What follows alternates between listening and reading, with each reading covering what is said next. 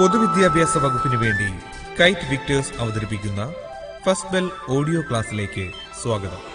Plus two ക്ലാസ്സിലെ first bell പരിപാടിയുടെ തുടർച്ചയായി പരീക്ഷയ്ക്കായുള്ള ഫോക്കസ് ഏരിയ കേന്ദ്രീകരിച്ചാണ് ഇത് തയ്യാറാക്കിയിരിക്കുന്നത്. ക്ലാസ് കേൾക്കുമ്പോൾ പാഠപുസ്തകം കൂടി മുന്നിലുണ്ടാകുന്നത് ഗുണകരമായിരിക്കും. 2ാം വർഷ തത്വശാസ്ത്ര റിവിഷൻ ക്ലാസ്സിലേക്ക് എല്ലാവർക്കും സ്വാഗതം. ഫിലോസഫിയുടെ 2ാം വർഷ പരീക്ഷയ്ക്കായിട്ടുള്ള ഫോക്കസ് ഏരിയ പരിചയപ്പെടുത്തുകയാണ് ഈ ഒരു ക്ലാസ്സിലൂടെ ഉദ്ദേശിക്കുന്നത്. ഞാൻ father Nitish, Nalanchira saint John's model higher secondary school philosophy അധ്യാപകനാണ്. ഞാൻ Antony Das M, government vocational higher secondary school Murikkumvayal, Kottayam.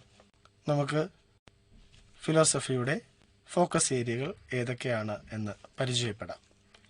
10 അധ്യായങ്ങൾ നമുക്കുണ്ട്. 1ാമത്തെ അധ്യായം ഫിലോസഫൈസിങ്. അതിൽ doing philosophy, characteristics of philosophy concepts, learning philosophy, norms of learning philosophy എന്നിവയാണ് 1ാമത്തെ അധ്യായത്തിൽ നിന്നും നമുക്ക് പഠിക്കേണ്ടത്. 2ാമത്തെ പാഠം പ്രസ്ഥാനത്രയ എന്നതാണ്.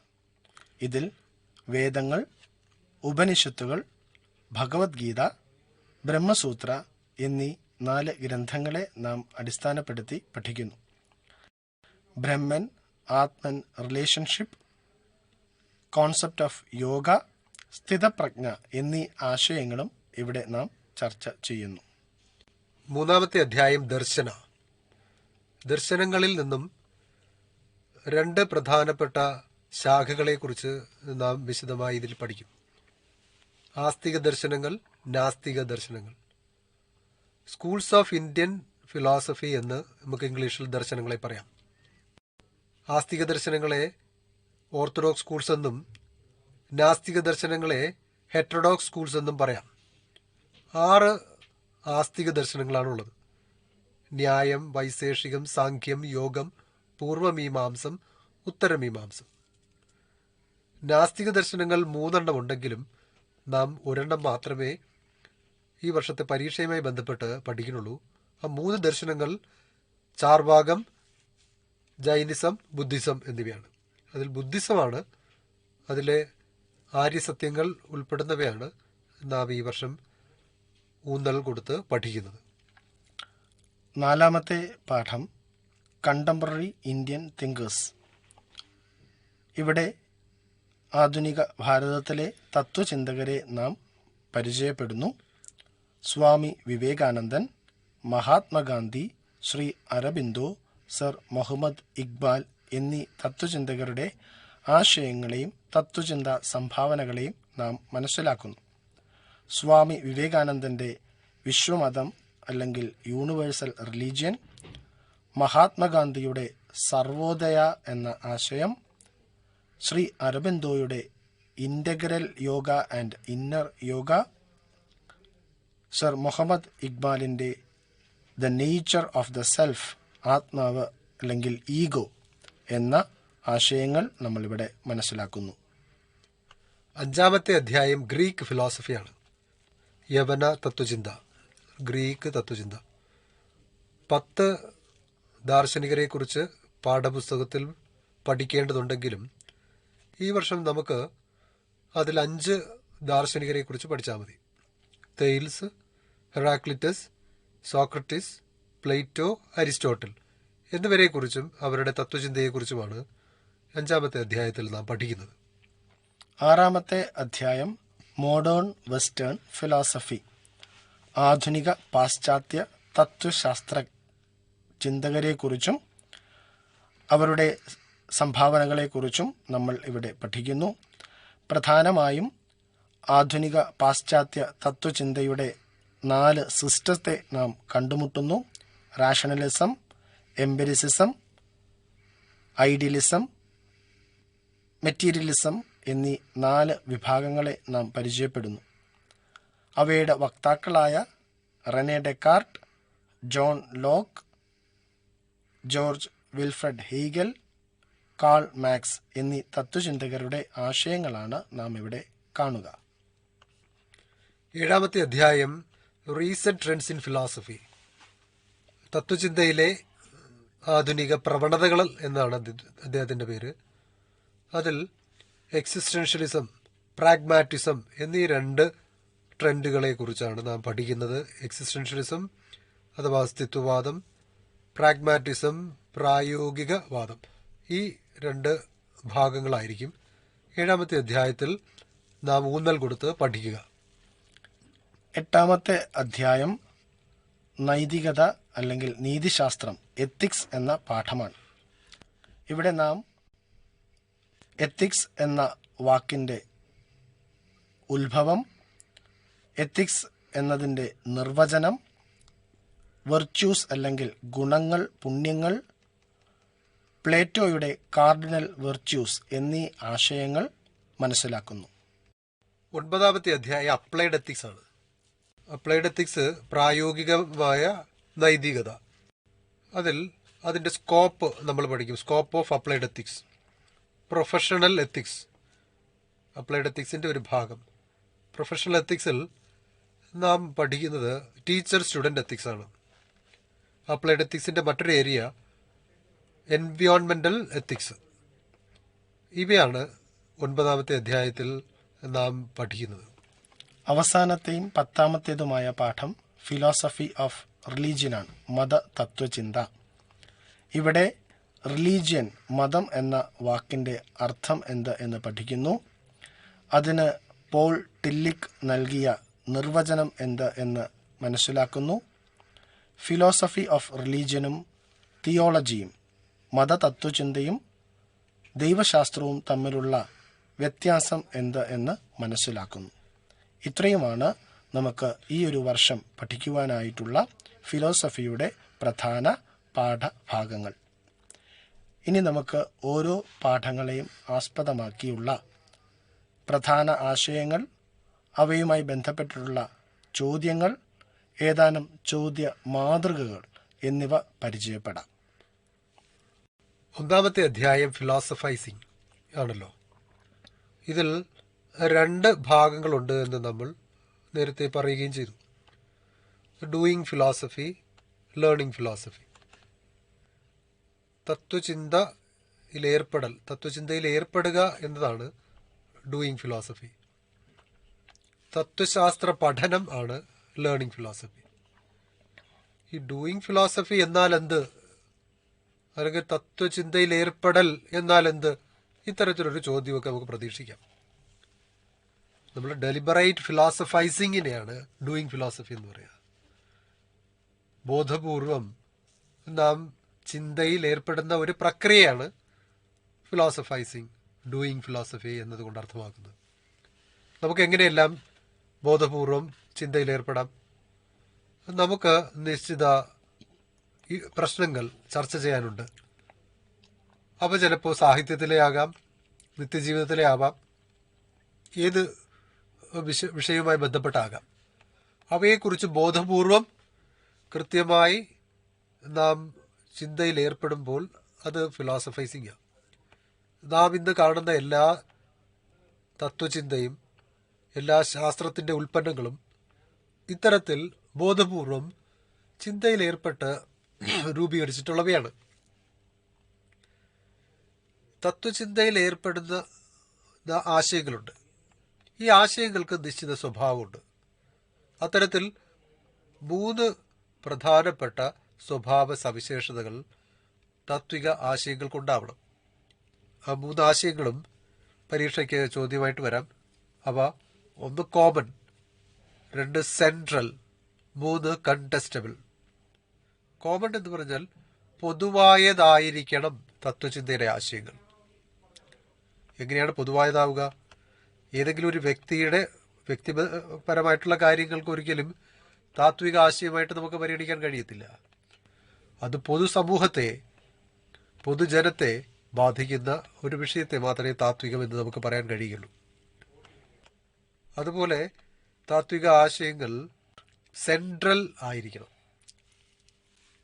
അതായത് കേന്ദ്രീകൃതം, മനുഷ്യ കേന്ദ്രീകൃതമായിരിക്കണം. അങ്ങനെയുള്ള ആശയങ്ങൾ മാത്രമേ താത്വികം എന്ന് പറയത്തുള്ളൂ. 3-മത്തത് കണ്ടസ്റ്റബിൾ, അഥവാ സംവാദത്തിന് യോഗ്യമായതായിരിക്കണം. നമുക്ക് സംവദിക്കാനായിട്ട് കഴിഞ്ഞാൽ മാത്രമേ ആശയങ്ങളെ നാം താത്വികമായിട്ട് കണക്കാക്കാൻ കഴിയുകയുള്ളൂ. ഒരു സംശയവുമില്ലാത്തത് എല്ലാവരും അംഗീകരിക്കുന്നത് ഒരിക്കലും താത്വികമാകത്തില്ല. നിങ്ങൾ മനസ്സിലാക്കേണ്ടത് താത്വികമായ ആശയങ്ങളാണ് പിന്നീട് ശാസ്ത്രമായി മാറുന്നത്. അപ്പോൾ അവിടെ ഒരു ചർച്ച ഉണ്ടാവണം. ശരിയാണോ തെറ്റാണോ എന്ന് ചിന്തിക്കാനൊരു സ്കോപ്പ് ഉണ്ടാവണം. അത്തരം സ്കോപ്പിൽ നിന്നും അത്തരം ചിന്തയിൽ നിന്നും ചർച്ചയിൽ നിന്നും നാം എല്ലാവരും അംഗീകരിക്കുന്ന ഒരു രൂപത്തിലേക്ക് വരുമ്പോഴാണ് അത് ശാസ്ത്രമായി മാറുന്നത്. അപ്പോൾ ഇത്തരത്തിൽ ഈ മൂന്നും കോമൺ, സെൻട്രൽ, കണ്ടസ്റ്റബിൾ, ഇവ മൂന്നും താത്വിക ആശയങ്ങളുടെ സവിശേഷതകളായിട്ട് നമുക്ക് മനസ്സിലാക്കണം. ഇപ്പോൾ നിങ്ങൾ കേട്ടുകൊണ്ടിരിക്കുന്നത് കൈറ്റ് വിക്ടേഴ്സ് തയ്യാറാക്കിയ ഫസ്റ്റ് ബെൽ ഫോക്കസ് ഏരിയയെ അധികരിച്ചുള്ള ഓഡിയോ ക്ലാസ്. അടുത്തതായി എന്തൊക്കെയാണ് ഈ തത്വചിന്ത പഠിക്കാനായി വേണ്ട സ്കിൽസ് എന്തൊക്കെയാണെന്ന് നമുക്ക് നോക്കാം. What are the skills requirements of learning philosophy? തത്വചിന്ത പഠനത്തിന് ആവശ്യമായ നൈപുണ്യങ്ങൾ ഏതൊക്കെയാണ്? 5 നൈപുണ്യങ്ങളാണ് നമുക്ക് ഇവിടെ വേണ്ടത്. 1. Analysing statements and arguments. ആശയങ്ങളെ കൃത്യമായി വിശകലനം ചെയ്യുവാനും മനസ്സിലാക്കുവാനും ഒരു തത്വചിന്ത പഠനം നടത്തുന്ന വ്യക്തിക്ക് സാധിക്കണം. രണ്ടാമത്തേത് imagining alternatives to familiar views and situations. സമാന്തരമായ സാഹചര്യങ്ങൾക്കും ആശയങ്ങൾക്കും ഓൾട്ടർനേറ്റീവ്സ് കണ്ടെത്തുവാനായിട്ട്, മറ്റ് മാർഗങ്ങൾ കണ്ടെത്തുവാനായിട്ട് ഒരു താത്വിക വിദ്യാർത്ഥിക്ക് സാധിക്കണം. മൂന്നാമത്തേത് stating things clearly and explicitly. വ്യക്തമായും സ്പഷ്ടമായും കാര്യങ്ങൾ അവതരിപ്പിക്കുവാൻ, ആശയങ്ങൾ അവതരിപ്പിക്കുവാനായി ഒരു തത്വചിന്താ പഠനം നടത്തുന്ന വ്യക്തിക്ക് സാധിക്കണം. നാലാമതായി തിങ്കിങ് ക്രിയേറ്റീവ്ലി. നല്ല ആശയങ്ങൾ ക്രിയാത്മകമായി ചിന്തിക്കുവാനും രൂപപ്പെടുത്തുവാനുമായി ഒരു നല്ല തത്വചിന്തകന് സാധിക്കണം. അഞ്ചാമതായി അപ്രോച്ചിങ് റാഷണലി. യുക്തിസഹജമായ കാര്യങ്ങളെ നേരിടുവാനും പരിഗണിക്കുവാനും ഒരു നല്ല തത്വചിന്തകന് കഴിവ് ഉണ്ടായിരിക്കണം. ഇത്ര കാര്യങ്ങളാണ് നമുക്ക് സ്കിൽസ് ഓഫ് ലേണിംഗ് ഫിലോസഫിയിൽ പഠിക്കുവാനായിട്ട് ഉള്ളത്. രണ്ടാമത്തെ ഭാഗത്തിലേക്ക് നമുക്ക് പോകാം. അതായത് ഈ അധ്യായത്തിൽ 2 ഭാഗങ്ങളുണ്ടെന്ന് പറഞ്ഞല്ലോ. അത് തത്വചിന്താ പഠനം, തത്വശാസ്ത്ര പഠനം. ഈ തത്വശാസ്ത്ര പഠനം നടത്താൻ വേണ്ട രീതികൾ എന്തൊക്കെയാണെന്ന് 3 രീതികളിൽ നമുക്ക് തത്വശാസ്ത്രം പഠിക്കാം. അവയെ 3 മാനദണ്ഡങ്ങൾ എന്ന് പറയാം. Norms of learning philosophy. 1 geographic norms, 2 historic നോം, 3 സിസ്റ്റം നോം. നാം തത്വശാസ്ത്രം എങ്ങനെ ആരംഭിക്കണം എന്നതാണ് ഇവിടുത്തെ യഥാർത്ഥ പ്രശ്നം. നമുക്ക് വേണമെങ്കിൽ നമ്മുടെ ഭാരതത്തിൽ നിന്ന് തന്നെ തത്വശാസ്ത്രം പഠിച്ചു തുടങ്ങാം. ഭാരതത്തിൽ രൂപപ്പെട്ട തത്വചിന്ത ആദ്യം ഞാൻ പഠിക്കുന്നു എന്ന് വിചാരിക്കുമ്പോൾ അത് ഭൂമിശാസ്ത്രപരമായ പ്രത്യേകതയുടെ അടിസ്ഥാനത്തിലുള്ള തത്വശാസ്ത്ര പഠനം എന്ന് പറയാം. ഞാൻ എൻ്റെ പ്രദേശത്തിൻ്റെ തത്വശാസ്ത്രം ആദ്യം പഠിക്കുന്നു. മറ്റൊരാൾ ചിന്തിക്കുകയാണ്, ഞാൻ ആദ്യമുണ്ടായ തത്വചിന്ത ആദ്യം പഠിക്കട്ടെ. ഇപ്പോൾ രൂപപ്പെട്ട കാലഘട്ടത്തിൻ്റെ അടിസ്ഥാനത്തിൽ തത്വചിന്ത പഠിക്കുന്നതിനെ ഹിസ്റ്റോറിക് നോം, ചരിത്രപരമായ മാനദണ്ഡം എന്ന് പറയാം. മറ്റൊന്ന് ഏതെങ്കിലും ഒരു ആദർശത്തിൻ്റെ അടിസ്ഥാനത്തിൽ നമുക്ക് തത്വചിന്ത പഠിക്കാം, തത്വശാസ്ത്രം പഠിക്കാം. നമുക്ക് അത്തരത്തിലാണെങ്കിൽ ചിലർ പറയും, ഞാൻ ഭൗതികപരമായിട്ടുള്ള കാര്യങ്ങളെ കുറിച്ച് ഞാൻ ആദ്യം പഠിക്കാം, അപ്പോൾ മെറ്റീരിയലിസം. മറ്റൊരാൾ പറയും, അല്ല, ഞാൻ ആത്മീയമായ കാര്യങ്ങൾ, അതിഭൗതികമായ കാര്യങ്ങളെക്കുറിച്ച് ആദ്യം പഠിക്കട്ടെ, അപ്പോൾ അത് മെറ്റാഫിസിക്സ്. അപ്പോൾ ഇത്തരത്തിൽ ഏതെങ്കിലും ഒരു ആദർശത്തിൻ്റെ അടിസ്ഥാനത്തിൽ, ഒരു സിസ്റ്റത്തിൻ്റെ അടിസ്ഥാനത്തിൽ തത്വചിന്ത പഠിക്കുന്നതിനെ സിസ്റ്റം നോം എന്ന് പറയും. അപ്പോൾ ഇത്തരത്തിൽ 3 സിസ്റ്റംസ്, 3 നോംസ് ഉണ്ട്. ജിയോഗ്രഫിക് നോം, ഹിസ്റ്റോറിക് നോം, സിസ്റ്റം നോം. അപ്പോൾ ഏത് മാർഗം ഉപയോഗിച്ചും നമുക്ക് തത്വശാസ്ത്ര പഠനം അവലംബിക്കാവുന്നതാണ്. അപ്പോൾ ഇതിനെക്കുറിച്ച് ചോദ്യം നമുക്ക് വരാം. ഒരു എസ് ടൈപ്പ് ക്വസ്റ്റ്യൻ തന്നെ ഇതിനകത്ത് കുറിച്ച് വരാം. 6 മാർക്കിനോ 8 മാർക്കിനോ ഉള്ള ചോദ്യം വന്നേക്കാം. അപ്പോൾ അതെല്ലാം നാം ഈ പാഠഭാഗത്ത് നിന്ന് പ്രതീക്ഷിക്കണം. പ്രത്യേകിച്ച് ഈ നോംസ് ഓഫ് ലേണിംഗ് ഫിലോസഫിയിൽ നിന്ന് പ്രതീക്ഷിക്കേണ്ടിയിരിക്കുന്നു. വൺ വേർഡായിട്ട് ചോദിക്കാനായി കാലഘട്ടത്തെ അടിസ്ഥാനപ്പെടുത്തി ടൈം ലൈൻ ടെക്സ്റ്റ് ബുക്കിൽ തന്നെ തന്നിട്ടുണ്ട്. ആ ടൈം ലൈനെ ബേസ് ചെയ്തുകൊണ്ട് ചോദ്യമാകാം. പ്രാചീന ഈ തന്നിരിക്കുന്ന തത്വചിന്തകരിൽ പ്രാചീന തത്വചിന്തകൻ ആര്? അത്തരത്തിൽ ചോദ്യമാകാം. അല്ലെങ്കിൽ 5 കാലഘടനയാണ് നമുക്ക് അവിടെ തന്നിട്ടുള്ളത്. ചരിത്രപരമായിട്ട് പ്രാചീന തത്വചിന്ത അഥവാ ഏൻഷ്യൻ ഫിലോസഫി, മധ്യകാല തത്വചിന്ത, മിഡീവൽ ഫിലോസഫി, മോഡേൺ ഫിലോസഫി, ആധുനിക തത്വചിന്ത, പിന്നെ റീസെൻറ്റ് ട്രെൻഡ്സ്, പോസ്റ്റ് മോഡേണിസം. ഇത്തരത്തിൽ 5 കാലഘട്ടങ്ങളെക്കുറിച്ച് അതിനകത്ത് പറയുന്നുണ്ട്. ആ 5 കാലഘട്ടവും അതിൻ്റെ നൂറ്റാണ്ടുകളുടെ പേരും പറഞ്ഞുകൊണ്ട് നമുക്ക് ചോദ്യം പ്രതീക്ഷിക്കാം. Medieval, ancient, medieval, modern, contemporary and post modern. BC 5-ാം നൂറ്റാണ്ട് വരെ ഏൻഷ്യൻറ്റും 6 മുതൽ 16 AD വരെ മിഡീവലും 17 മുതൽ 19 AD വരെ മോഡേണും 20-ാം നൂറ്റാണ്ട് കണ്ടംപററിയും 21-ാം നൂറ്റാണ്ട് പോസ്റ്റ് മോഡേൺ. ഇത്തരത്തിലുമൊക്കെ ചോദ്യം നമുക്ക് പ്രതീക്ഷിക്കാവുന്നതാണ്. 1-ാമത്തെ അധ്യായത്തിൽ ഏകദേശം ഇത്തരത്തിലെല്ലാം ചോദ്യം വരാം. നമുക്ക് 2-ാമത്തെ അധ്യായത്തിലേക്ക് കടക്കാം. 2-ാമത്തെ അധ്യായം പ്രസ്ഥാനത്രയം എന്ന അധ്യായമാണ്. ഇവിടെ നാം വേദങ്ങളെക്കുറിച്ചും പ്രസ്ഥാനത്രയങ്ങളായ ഉപനിഷത്ത്, ഭഗവത്ഗീത, ബ്രഹ്മസൂത്ര എന്നിവയെക്കുറിച്ചുമാണ് പ്രധാനമായും പഠിക്കുക. ഭാരതീയ തത്വചിന്തയുടെ പ്രാചീനമായ വൈജ്ഞാനിക ഗ്രന്ഥങ്ങളാണ് വേദങ്ങൾ. The oldest records on Indian philosophy are the Vedas. വേദം എന്ന വാക്ക് വിദ് എന്ന സംസ്കൃത പദത്തിൽ നിന്നുമാണ് രൂപപ്പെട്ടിട്ടുള്ളത്. വിദ് എന്ന വാക്കിൻ്റെ അർത്ഥം അറിയുക, ടു നോ എന്നാണ്. വേദങ്ങളെ 3 തരത്തിൽ അറിയപ്പെടുന്നുണ്ട്: അപൗരുഷേയ, ശ്രുതി, സംഹിത. ഏതെങ്കിലും ഒരു വ്യക്തിയാൽ സൃഷ്ടിക്കപ്പെട്ടതല്ല എന്ന അർത്ഥത്തിൽ വേദങ്ങളെ അപൗരുഷേയ എന്ന് വിളിക്കുന്നു. വേദങ്ങൾ കേട്ട് മനഃപ്പാഠമാക്കി അടുത്ത തലമുറയ്ക്ക് പകർന്നു കൊടുക്കുന്ന രീതി അവലംബിച്ചിരുന്നതിനാൽ വേദങ്ങളെ ശ്രുതി എന്ന് വിളിച്ചിരുന്നു. കേൾവി എന്നാണ് ഈ വാക്കിൻ്റെ അർത്ഥം. മന്ത്രങ്ങളുടെ കൂട്ടം ആയിരുന്നതിനാൽ, സമാഹാരം ആയിരുന്നതിനാൽ ഇതിനെ സംഹിത എന്നും അറിയപ്പെട്ടിരുന്നു. വേദങ്ങളെ പ്രധാനമായും 4 തരം തിരിക്കാം. 4 വേദങ്ങളാണ് ഉള്ളത്: ഋഗ്വേദം, യജുർവേദം, സാമവേദം, അഥർവവേദം.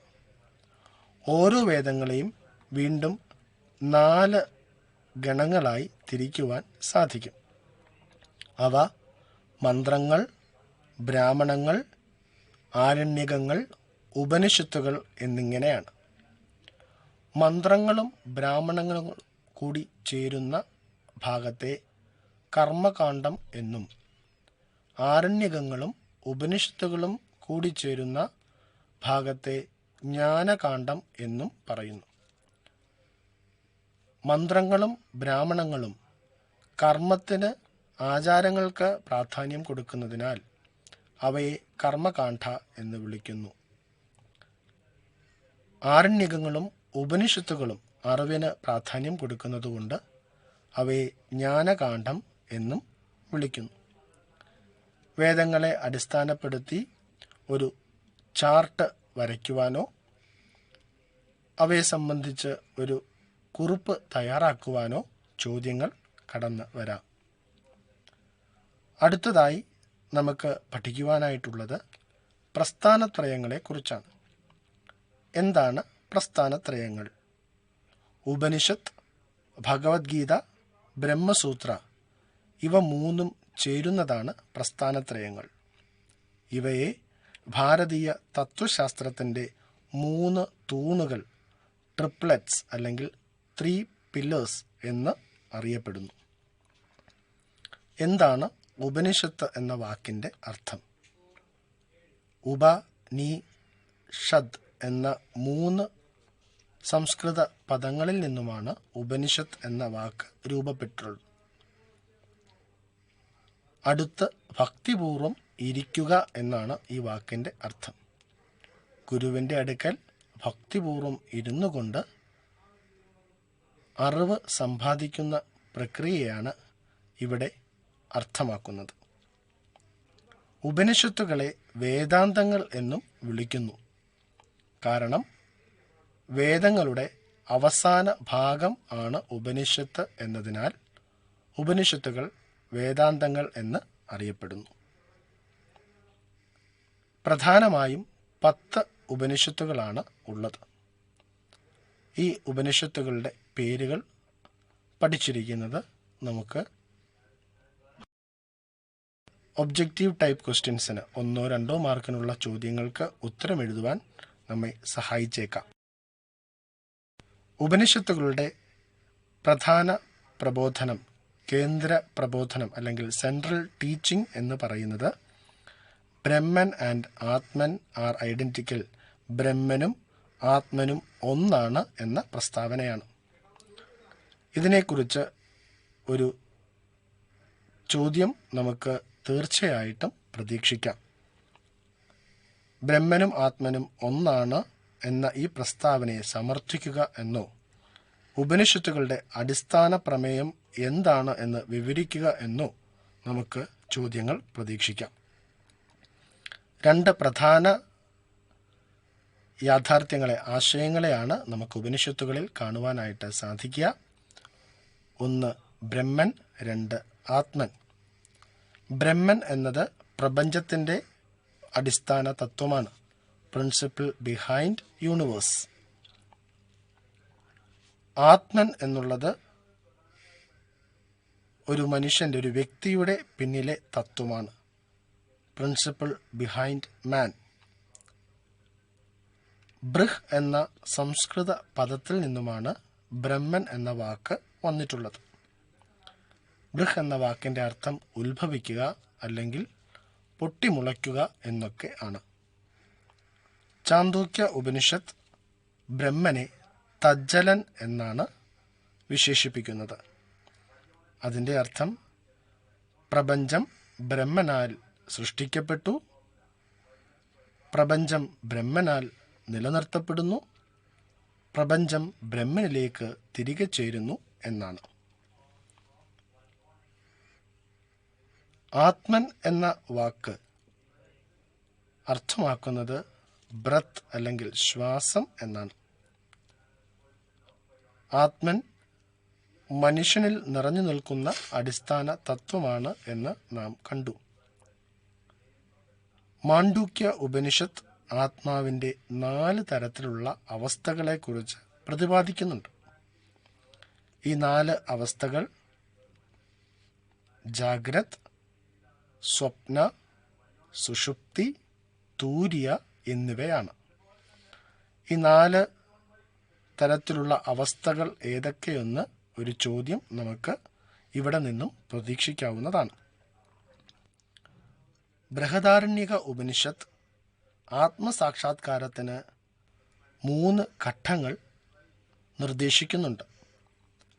ഈ 3 ഘട്ടങ്ങൾ ശ്രവണ, മനന, നിധിധ്യാസന എന്നിവയാണ്. ഇവയെക്കുറിച്ചും നമുക്ക് ഒരു ചോദ്യം ഈ ഭാഗത്തു നിന്നും പ്രതീക്ഷിക്കാവുന്നതാണ്. ആത്മനും ബ്രഹ്മനും തമ്മിലുള്ള ഐക്യം മഹാവാക്യങ്ങളിലൂടെയാണ് ഉപനിഷത്തുകൾ വ്യക്തമാക്കുന്നത്. പ്രധാനമായും 4 മഹാവാക്യങ്ങളാണ് ഉള്ളത്. അവ തത്വമസി, അഹം ബ്രഹ്മാസ്മി, അയം ആത്മബ്രഹ്മ, പ്രജ്ഞാനം ബ്രഹ്മ എന്നിവയാണ്. ഓരോ ഉപനിഷത്തുകളുമാണ് ഇവയെക്കുറിച്ച് വ്യക്തമാക്കുന്നത്. തത്വമസി എന്ന മഹാവാക്യത്തിൻ്റെ അർത്ഥം അത് നീയാകുന്നു, ദാൻ തൗ ആർട്ട്, അത് നീയാകുന്നു എന്ന് ആണ്. അഹം ബ്രഹ്മാസ്മി എന്ന മഹാവാക്യത്തിൻ്റെ അർത്ഥം ഐ ആം ബ്രഹ്മൻ, ഞാൻ ബ്രഹ്മനാകുന്നു എന്നതാണ്. അയം ആത്മബ്രഹ്മൻ എന്ന മഹാവാക്യത്തിൻ്റെ അർത്ഥം ദിസ് സെൽഫ് ഈസ് ബ്രഹ്മൻ, ഈ ആത്മാവ് ബ്രഹ്മനാകുന്നു എന്നാണ്. പ്രജ്ഞാനം ബ്രഹ്മ എന്ന മഹാവാക്യത്തിൻ്റെ അർത്ഥം കോൺഷ്യസ്നസ് ഈസ് ബ്രഹ്മൻ, പ്രജ്ഞം ബോധം ബ്രഹ്മനാകുന്നു എന്നതാണ്. ഇത്രയുമാണ് നമുക്ക് ഉപനിഷത്തുകളിൽ പ്രധാനമായും കടന്നു വരുന്ന ആശയങ്ങൾ. ഇപ്പോൾ നിങ്ങൾ കേട്ടുകൊണ്ടിരിക്കുന്നത് കൈറ്റ് വിക്ടേഴ്സ് തയ്യാറാക്കിയ ഫസ്റ്റ് ബെൽ ഫോക്കസ് ഏരിയയെ അധികരിച്ചുള്ള ഓഡിയോ ക്ലാസ്. അടുത്തത് ബ്രഹ്മസൂത്ര എന്ന പ്രസ്ഥാനത്രയത്തിലെ മറ്റൊരു ഗ്രന്ഥത്തെക്കുറിച്ചാണ് നമ്മൾ പഠിക്കുന്നത്. ബ്രഹ്മസൂത്രം എഴുതപ്പെട്ടത് ബദരായണനാണ്. അദ്ദേഹം ഉപനിഷത്തുകളുടെ ഇൻ്റർപ്രട്ടേഷൻസ്, വ്യാഖ്യാനങ്ങളാണ് ബ്രഹ്മസൂത്രത്തിൽ നടത്തിയിട്ടുള്ളത്. സൂത്ര എന്ന വാക്കിൻ്റെ അർത്ഥം നൂല്, ത്രെഡ് എന്നാണ്. അഫോറിസ്റ്റിക് സ്റ്റൈൽ അല്ലെങ്കിൽ സൂത്രങ്ങൾ ഉപയോഗിച്ചുകൊണ്ടാണ് ഈ ഒരു കൃതി രചിച്ചിട്ടുള്ളത്. ബ്രഹ്മസൂത്രത്തെ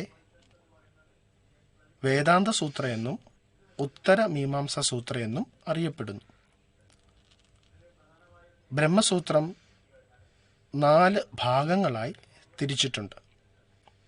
അവയിൽ 555 സൂത്രങ്ങളാണ് ഉള്ളത്. ഒന്നാമത്തെ ഭാഗം സമന്വയ എന്ന ഭാഗമാണ്. അത് ഉപനിഷത്തുകൾ പരസ്പരം യോജിപ്പിലാണ്, ആശയങ്ങൾ ഒന്നു തന്നെയാണ് എന്ന് വ്യക്തമാക്കുന്ന ഭാഗമാണ്. രണ്ടാമത്തെ അധ്യായം അവിരോധ എന്നതാണ്. ഉപനിഷത്തുകളെ ആശയങ്ങൾ പരസ്പര വിരുദ്ധമല്ല, അവ പരസ്പരം എതിർക്കുന്നില്ല എന്ന് സൂചിപ്പിക്കുകയാണ് ഇവിടെ ഉദ്ദേശിക്കുക. മൂന്നാമത്തെ അധ്യായം സാധന, മനുഷ്യ മുക്തിക്ക് ആത്മസാക്ഷാത്കാരത്തിനുള്ള മാർഗങ്ങളെക്കുറിച്ച് ഇവിടെ ചർച്ച ചെയ്യുന്നു. നാലാമത്തെയും അവസാനത്തേതുമായ അധ്യായമാണ് ഫല, മുക്തി പ്രാപിക്കുന്ന വ്യക്തിക്ക് ലഭിക്കുന്ന ഫലങ്ങൾ, നന്മകൾ എന്തൊക്കെയെന്നാണ് ഇവിടെ ചർച്ച ചെയ്യുന്നത്. അടുത്തതായി ഭഗവത്ഗീത എന്ന പ്രസ്ഥാനത്രയങ്ങളിലെ ഗ്രന്ഥത്തെക്കുറിച്ചാണ് നാം മനസ്സിലാക്കുക. ഭഗവത്ഗീത മഹാഭാരതത്തിൻ്റെ ഒരു ഭാഗമാണ്. പ്രധാനമായും ഭഗവത്ഗീതയിൽ 3 യോഗങ്ങളെക്കുറിച്ച് നമുക്ക് കാണുവാൻ സാധിക്കും. അവ ആത്മസാക്ഷാത്കാരത്തിനായി ഭഗവത്ഗീത നൽകുന്ന വ്യത്യസ്തമായ മാർഗങ്ങളാണ്, പാതകളാണ്. ഈ 3 മാർഗങ്ങൾ ഏതൊക്കെ എന്ന് ചോദിക്കുവാൻ സാധ്യതയുള്ള ഒരു ചോദ്യമാണ്. ഭക്തിയുടെ മാർഗത്തെ ഭക്തിമാർഗം അല്ലെങ്കിൽ ഭക്തിയോഗ എന്നും, ജ്ഞാനത്തിൻ്റെ മാർഗത്തെ ജ്ഞാനയോഗ എന്നും, കർമ്മത്തിൻ്റെ മാർഗത്തെ കർമ്മയോഗ എന്നും വിളിക്കുന്നു. കർമ്മയോഗത്തിലെ അടിസ്ഥാന പ്രബോധനമാണ് നിഷ്കാമ കർമ്മ. ഫലം ഇച്ഛിക്കാതെ സ്വാർത്ഥപരമായ താൽപ്പര്യങ്ങൾ കൂടാതെ കർമ്മം ചെയ്യുക എന്നതാണ് ഇവിടെ അർത്ഥമാക്കുന്നത്. 2 തരത്തിലുള്ള സുപ്രീം മോട്ടീവ്സ്, ജീവിത ലക്ഷ്യങ്ങളെക്കുറിച്ച് നമുക്ക് ഭഗവത്ഗീതത്തിൽ കാണുവാനായിട്ട് സാധിക്കും. പ്രവൃത്തി, നിവൃത്തി എന്നീ ആശയങ്ങൾ ഇവിടെ പ്രത്യേകം ശ്രദ്ധയോടുകൂടെ പഠിക്കണം. പ്രവൃത്തി എന്നത് കർമ്മം ചെയ്യുക എന്നതും, നിവൃത്തി എന്നത് കർമ്മത്തിൻ്റെ ഫലം അത് ത്യജിക്കുക എന്നതുമാണ് ഭഗവത്ഗീത അർത്ഥം ആക്കുന്നത്. ഇപ്രകാരം നിഷ്കാമകർമ്മം അഭ്യസിക്കുന്ന ഒരു വ്യക്തി സ്ഥിതപ്രജ്ഞനാകുന്നു എന്ന് ഭഗവത്ഗീത പറയുന്നു. സ്ഥിതപ്രജ്ഞ എന്ന വാക്കിൻ്റെ അർത്ഥം സ്ഥിരമായ ബോധമുള്ളവൻ എന്നതാണ്. സ്ഥിരമായ ജ്ഞാനം ഉള്ളവൻ, സ്റ്റഡി വിസ്ഡം എന്നാണ് അർത്ഥമാക്കുന്നത്. സ്ഥിതപ്രജ്ഞന്റെ സവിശേഷതകൾ ഏതൊക്കെ എന്ന് ഇവിടെ നാം പഠിച്ചിരിക്കണം. അദ്ദേഹം ഒരു ഉത്തമ പുരുഷനാണ്. അദ്ദേഹം മുമുക്ഷുവാണ്. ജീവൻ മരണചക്രത്തിൽ നിന്നും പുറത്തേക്ക് പോകുവാൻ പരിശ്രമിക്കുന്നവനാണ്. ജീവിത പ്രശ്നങ്ങൾ അദ്ദേഹത്തെ അലട്ടുന്നില്ല. സമൂഹത്തിന് നന്മ ചെയ്യുവാനായി പരിശ്രമിക്കുന്നു. നിഷ്കാമ കർമ്മിയാണ്. അദ്ദേഹം ജീവൻ മുക്തനാണ്. ഇത്രയും കാര്യങ്ങൾ നമുക്ക് അവിടെ മനസ്സിലാക്കുവാനായിട്ട് സാധിക്കും. ഇതാണ് രണ്ടാം പാഠത്തിലെ പ്രധാന ആശയങ്ങളും അവയുമായി ബന്ധപ്പെട്ട പ്രധാന ചോദ്യങ്ങളും. ദർശനങ്ങളാണ് മൂന്നാമത്തെ അധ്യായം. 2 തരം ദർശനങ്ങൾ നമുക്ക് കാണാം. ആസ്തിക ദർശനങ്ങളും നാസ്തിക ദർശനങ്ങളും. വേദങ്ങളെ അംഗീകരിക്കുന്ന ദർശനങ്ങളെ ആസ്തിക ദർശനങ്ങളെന്ന് പറയും. വേദങ്ങളെ അംഗീകരിക്കാത്തവയെ നാസ്തിക ദർശനങ്ങളെന്നും പറയുന്നു. ദർശനം എന്ന വാക്ക് അത് ഭാരതത്തിൽ തത്വചിന്തയ്ക്ക് പകരമായി ഉപയോഗിക്കുന്ന വാക്കാണ്. നമ്മൾ ഫിലോസഫി എന്നത് വെസ്റ്റേൺ ഫിലോസഫി, വെസ്റ്റേൺ പാശ്ചാത്യ നാട്ടിലെ തത്വചിന്ത എന്ന് പറയുന്നതിന് പകരം നമ്മൾ ഭാരതത്തിൽ ദർശനങ്ങൾ എന്നാണ് പറയുന്നത്. ഇപ്പം 2 തരം ദർശനങ്ങളുണ്ടെന്ന് പറഞ്ഞല്ലോ. ആസ്തിക ദർശനങ്ങൾ 6 എണ്ണം. അതുകൊണ്ട് അവയെ ഷഡ് ദർശനങ്ങൾ എന്നാണ് പറയുന്നത്. 6 ദർശനങ്ങൾ: ന്യായം, വൈശേഷികം, സാഖ്യം, യോഗം, പൂർവമീമാംസം, ഉത്തരമീമാംസം. ഇവ ആസ്തിക ദർശനങ്ങൾ. കാരണം വേദങ്ങളെ ഇവ അംഗീകരിക്കുന്നു. 3 നാസ്തിക ദർശനങ്ങൾ: ചാർവാകം, ബുദ്ധിസം, ജൈനിസം. ഇവ വേദങ്ങളെ അംഗീകരിക്കുന്നില്ല. അതുകൊണ്ട് നാസ്തിക ദർശനങ്ങൾ. നാം ഈ വർഷം നാസ്തിക ദർശനങ്ങളിൽ ബുദ്ധിസത്തെ പറ്റി മാത്രമാണ് പഠിക്കുന്നത്. നമുക്കാദ്യം ന്യായദർശനത്തെക്കുറിച്ച് പഠിക്കാം. ന്യായദർശനം നാം 1-ാം വർഷം പഠിച്ച ലോജിക്ക് ഓർക്കുന്നുണ്ടാവും. അപ്പോൾ അവിടെ അറിവിനെക്കുറിച്ച്, ശരി തെറ്റുകളെക്കുറിച്ച് പഠിക്കുന്ന തർക്കശാസ്ത്രം, തർക്കമാണ്. അപ്പോൾ ഇവിടെ ന്യായം തർക്കശാസ്ത്രം എന്നും പറയാം. ഭാരതീയ തർക്കശാസ്ത്രം എന്ന് പറയാം. ഇന്ത്യൻ ലോജിക് എന്നൊക്കെ എല്ലാം പറയാം. ന്യായദർശനത്തിൻ്റെ സ്ഥാപകൻ ഗൗതമനാണ്. അദ്ദേഹത്തിൻ്റെ ന്യായസൂത്രം അതിൻ്റെ അടിസ്ഥാന ഗ്രന്ഥമാണ്. ന്യായ ദർശനം അതിന് പ്രാധാന്യം കൊടുക്കുന്നത് തിയറി ഓഫ് നോളജ് അഥവാ വൈജ്ഞാനിക തത്വത്തിനാണ് ന്യായദർശനം പ്രാധാന്യം കൊടുക്കുന്നത്. അറിവെങ്ങനെ ലഭിക്കുന്നു എന്നതാണ് പ്രധാന പ്രശ്നം. അറിവ് ലഭിക്കാനുള്ള മാർഗങ്ങൾ, അവയെക്കുറിച്ചെല്ലാം ചർച്ച ചെയ്യുന്നു. അറിവ് എന്നതിന് പ്രമ, അപ്രമ എന്ന് 2 തരം അറിവുകളുണ്ടെന്ന് പറയുന്നു. പ്രമ ശരിയായ അറിവും അപ്രമ തെറ്റായ അറിവ്. അറിയുന്ന വ്യക്തിയുണ്ട്, പ്രമാതാവ്. അറിയുന്ന വസ്തുവുണ്ട്, നാം എന്തിനെക്കുറിച്ചാണോ അറിവ് നേടുന്നത് അതുണ്ട്, അത് പ്രമേയം. ശരിയായ അറിവ് ലഭിക്കുന്ന മാർഗം, അത് പ്രമാണം. അപ്പോൾ തെറ്റായ അറിവ്, ശരിയായ അറിവ്, അറിവ് ലഭിക്കുന്ന വസ്തു, അറിയുന്ന വ്യക്തി, അറിയുന്ന മാർഗം. ഈ 5 വാക്കുകൾ നമ്മൾ പഠിച്ചു വെച്ചേക്കുക. പ്രമ, അപ്രമ, പ്രമാണ, പ്രമേയ, പ്രമാത. ചോദ്യം പ്രതീക്ഷിക്കാവുന്നൊരു ഏരിയ. ഉദാഹരണ സഹിതമൊക്കെ വ്യക്തമാക്കുമെന്ന് പറയാം. നമുക്കൊരു ഉദാഹരണം എടുക്കാം.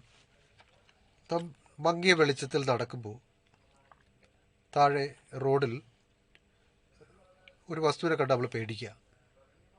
പാമ്പ് ആണെന്ന് പറഞ്ഞ് തെറ്റിദ്ധരിച്ചു. ടോർച്ച് അടിച്ച് നോക്കിയപ്പോൾ, ലൈറ്റ് കൊണ്ടുവന്ന് നോക്കിയപ്പോൾ അത് പാമ്പല്ല, അത് വെറും കയറാണെന്ന് മനസ്സിലായി. അപ്പോൾ ആദ്യത്തെ ഒരു അനുഭവം, രണ്ടാമത് മറ്റൊരു അനുഭവം. ആദ്യം തെറ്റായിട്ട് മനസ്സിലാക്കി, രണ്ടാമത് ശരിയായി മനസ്സിലാക്കി. ഇത് റോപ്പ് അതുപോലെ സ്നേക്ക് ഇല്യൂഷനിലെ ഒരു ഉദാഹരണം മാത്രമാണ്. നമ്മുടെ നിത്യജീവിതത്തിൽ ശരിയായും തെറ്റായും ഒരു കാര്യത്തിൽ നാം മനസ്സിലാക്കുന്ന അവസരങ്ങളുണ്ട്.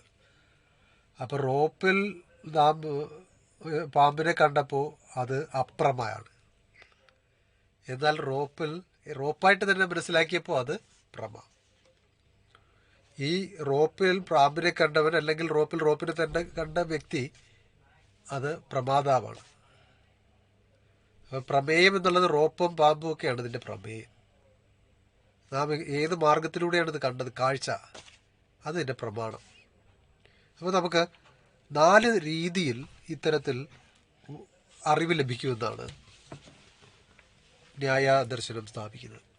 അപ്പോൾ 4 പ്രമാണങ്ങൾ, 4 മാർഗത്തിലൂടെ നമുക്ക് അറിവ് ലഭിക്കും. 4 പ്രമാണങ്ങൾ: 1 പെർസെപ്ഷൻ, പ്രത്യക്ഷ; 2 ഇൻഫറൻസ്, അനുമാന; 3 കമ്പാരിസൺ, ഉപമാന; 4 വെർബൽ ടെസ്റ്റിമണി, ശബ്ദം. ഇങ്ങനെ 4 പ്രമാണങ്ങൾ ഓർത്തു വച്ചിരിക്കണം. പബ്ലിക് എക്സാമിന് ഉറപ്പായിട്ടും ചോദിക്കാവുന്ന ചോദ്യമാണ്. ന്യായ അംഗീകരിക്കുന്ന പ്രമാണങ്ങളേവാ? അങ്ങനെ 2 മാർക്കൊരു ചോദ്യം വരാം.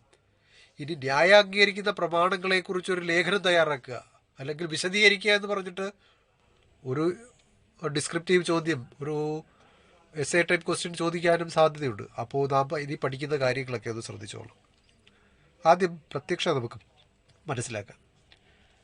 ഈ പ്രത്യക്ഷ എന്ന് പറഞ്ഞാൽ ഇംഗ്ലീഷിൽ perception, source of getting direct knowledge. നമുക്ക് നേരിട്ട് അറിവ് ലഭിക്കുന്ന മാർഗം.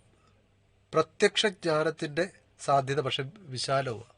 നമുക്കെങ്ങനെ, നമ്മുടെ ഇന്ദ്രിയങ്ങൾ വിശാലമാണ്, അതുകൊണ്ട് തന്നെ അതിലൂടെ ലഭിക്കുന്ന അറിവും വിശാലമാണ്. അപ്പോൾ പ്രത്യക്ഷം വിശാലമാണ്. ഇന്ദ്രിയങ്ങളിലൂടെ ലഭിക്കുന്ന അറിവ് എന്ന് നമുക്ക് പ്രത്യക്ഷത്തെ മനസ്സിലാക്കാം.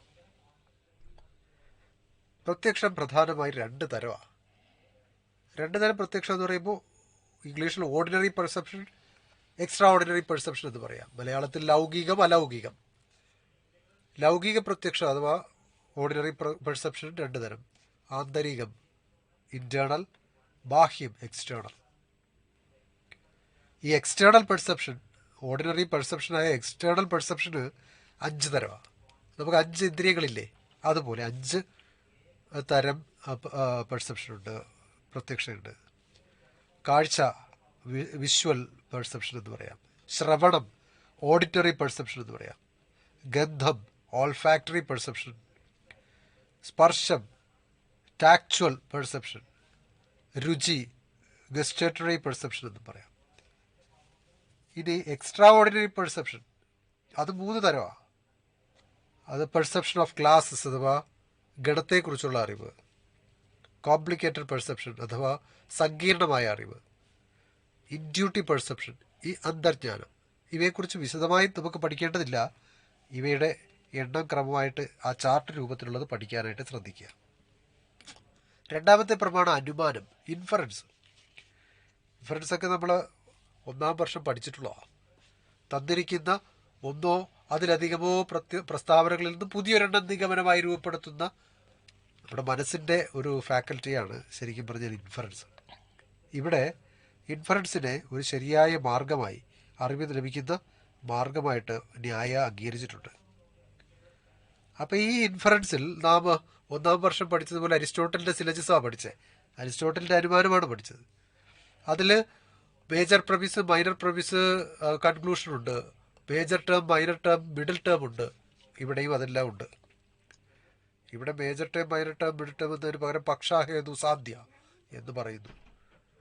Major premise, minor premise, conclusion എന്നതിന് പകരം ഇവിടെ 5 പ്രോപ്പോസിഷൻസ് ആണ് ന്യായ അനുമാനത്തിലുള്ളത്. 5 പ്രോപ്പോസിഷൻ നിർബന്ധമായിട്ടും പഠിക്കുക. അത് 5 ലിസ്റ്റ് ചെയ്യാൻ പറയാം, ഉദാഹരണ സഹിതം എഴുതാനും പറയാം. അത് വ്യക്തമായിട്ട് നമ്മുടെ പാഠപുസ്തകത്തിൽ കൊടുത്തിട്ടുണ്ട്. 1 പ്രതിജ്ഞ, 2 ഹേതു, 3 ഉദാഹരണ, 4 ഉപനയ, 5 നിഗമന. അവയുടെ ഉദാഹരണങ്ങൾ കുന്നിനു മുകളിൽ തീയുണ്ട് എന്ന ആ ഒരു ഉദാഹരണം, അതിനെ ഉദാഹരിച്ചുകൊണ്ട് പാഠപുസ്തകത്തിൽ തന്നെ വിശദമായി പറയുന്നുണ്ട്. നാം അത് പഠിക്കാനായിട്ട് മറക്കരുത്. അടുത്ത ഒരു പ്രമാണം കമ്പാരിസൺ. കമ്പാരിസൺ എന്ന് പറയുമ്പോൾ ഉപമാന എന്ന് നമുക്ക് മലയാളത്തിലോ സംസ്കൃതത്തിലോ പറയാം. ഉപമിക്കുക. ഉപമയിലൂടെയൊക്കെ നമുക്ക് അറിവ് ലഭിക്കാറുണ്ടെന്നാണ് ന്യായം അംഗീകരിക്കുന്നത്. ഉപമയിലൂടെ എങ്ങനെയാണ് അറിവ് ലഭിക്കുക? നമുക്ക് നേരത്തെ അറിയാത്തതിനെ കുറിച്ച് നമുക്ക് ഉപമയിലൂടെ ലഭിക്കുന്ന അറിവ്. ഒരു പാഠപുസ്തകത്തിന് ഉദാഹരണം കൊടുത്തിരിക്കുന്നത് ശ്രദ്ധിക്കൂ. ഗവയ എന്ന മൃഗത്തെക്കുറിച്ച് നിങ്ങൾ കേട്ടിട്ടുണ്ടോ? എന്നാലും ഞാൻ പറയുന്നു, പശുവിനെ പോലിരിക്കും, കാട്ടിലെ മൃഗമാ. അപ്പോൾ അടുത്ത പ്രാവശ്യം കാട്ടിൽ പോകുമ്പോൾ അത്തരത്തിലൊരു മൃഗത്തെ കാണുമ്പോഴത്തേക്കും ആരും ചൂണ്ടിക്കാണിച്ചു തരാതെ, ആരും പ്രത്യേകിച്ച് പറഞ്ഞു തരാതെ നമുക്ക് വ്യക്തമായിട്ട് മനസ്സിലാകുന്നു ഗവയാണത്. ഇതൊരു ഉദാഹരണം മാത്രം. നിത്യജീവിതത്തിൽ മറ്റ് ഒരുപാട് രീതിയിൽ നമുക്ക് അനുമാനത്തിലൂടെ അറിവ് ലഭിക്കുന്നുണ്ട്.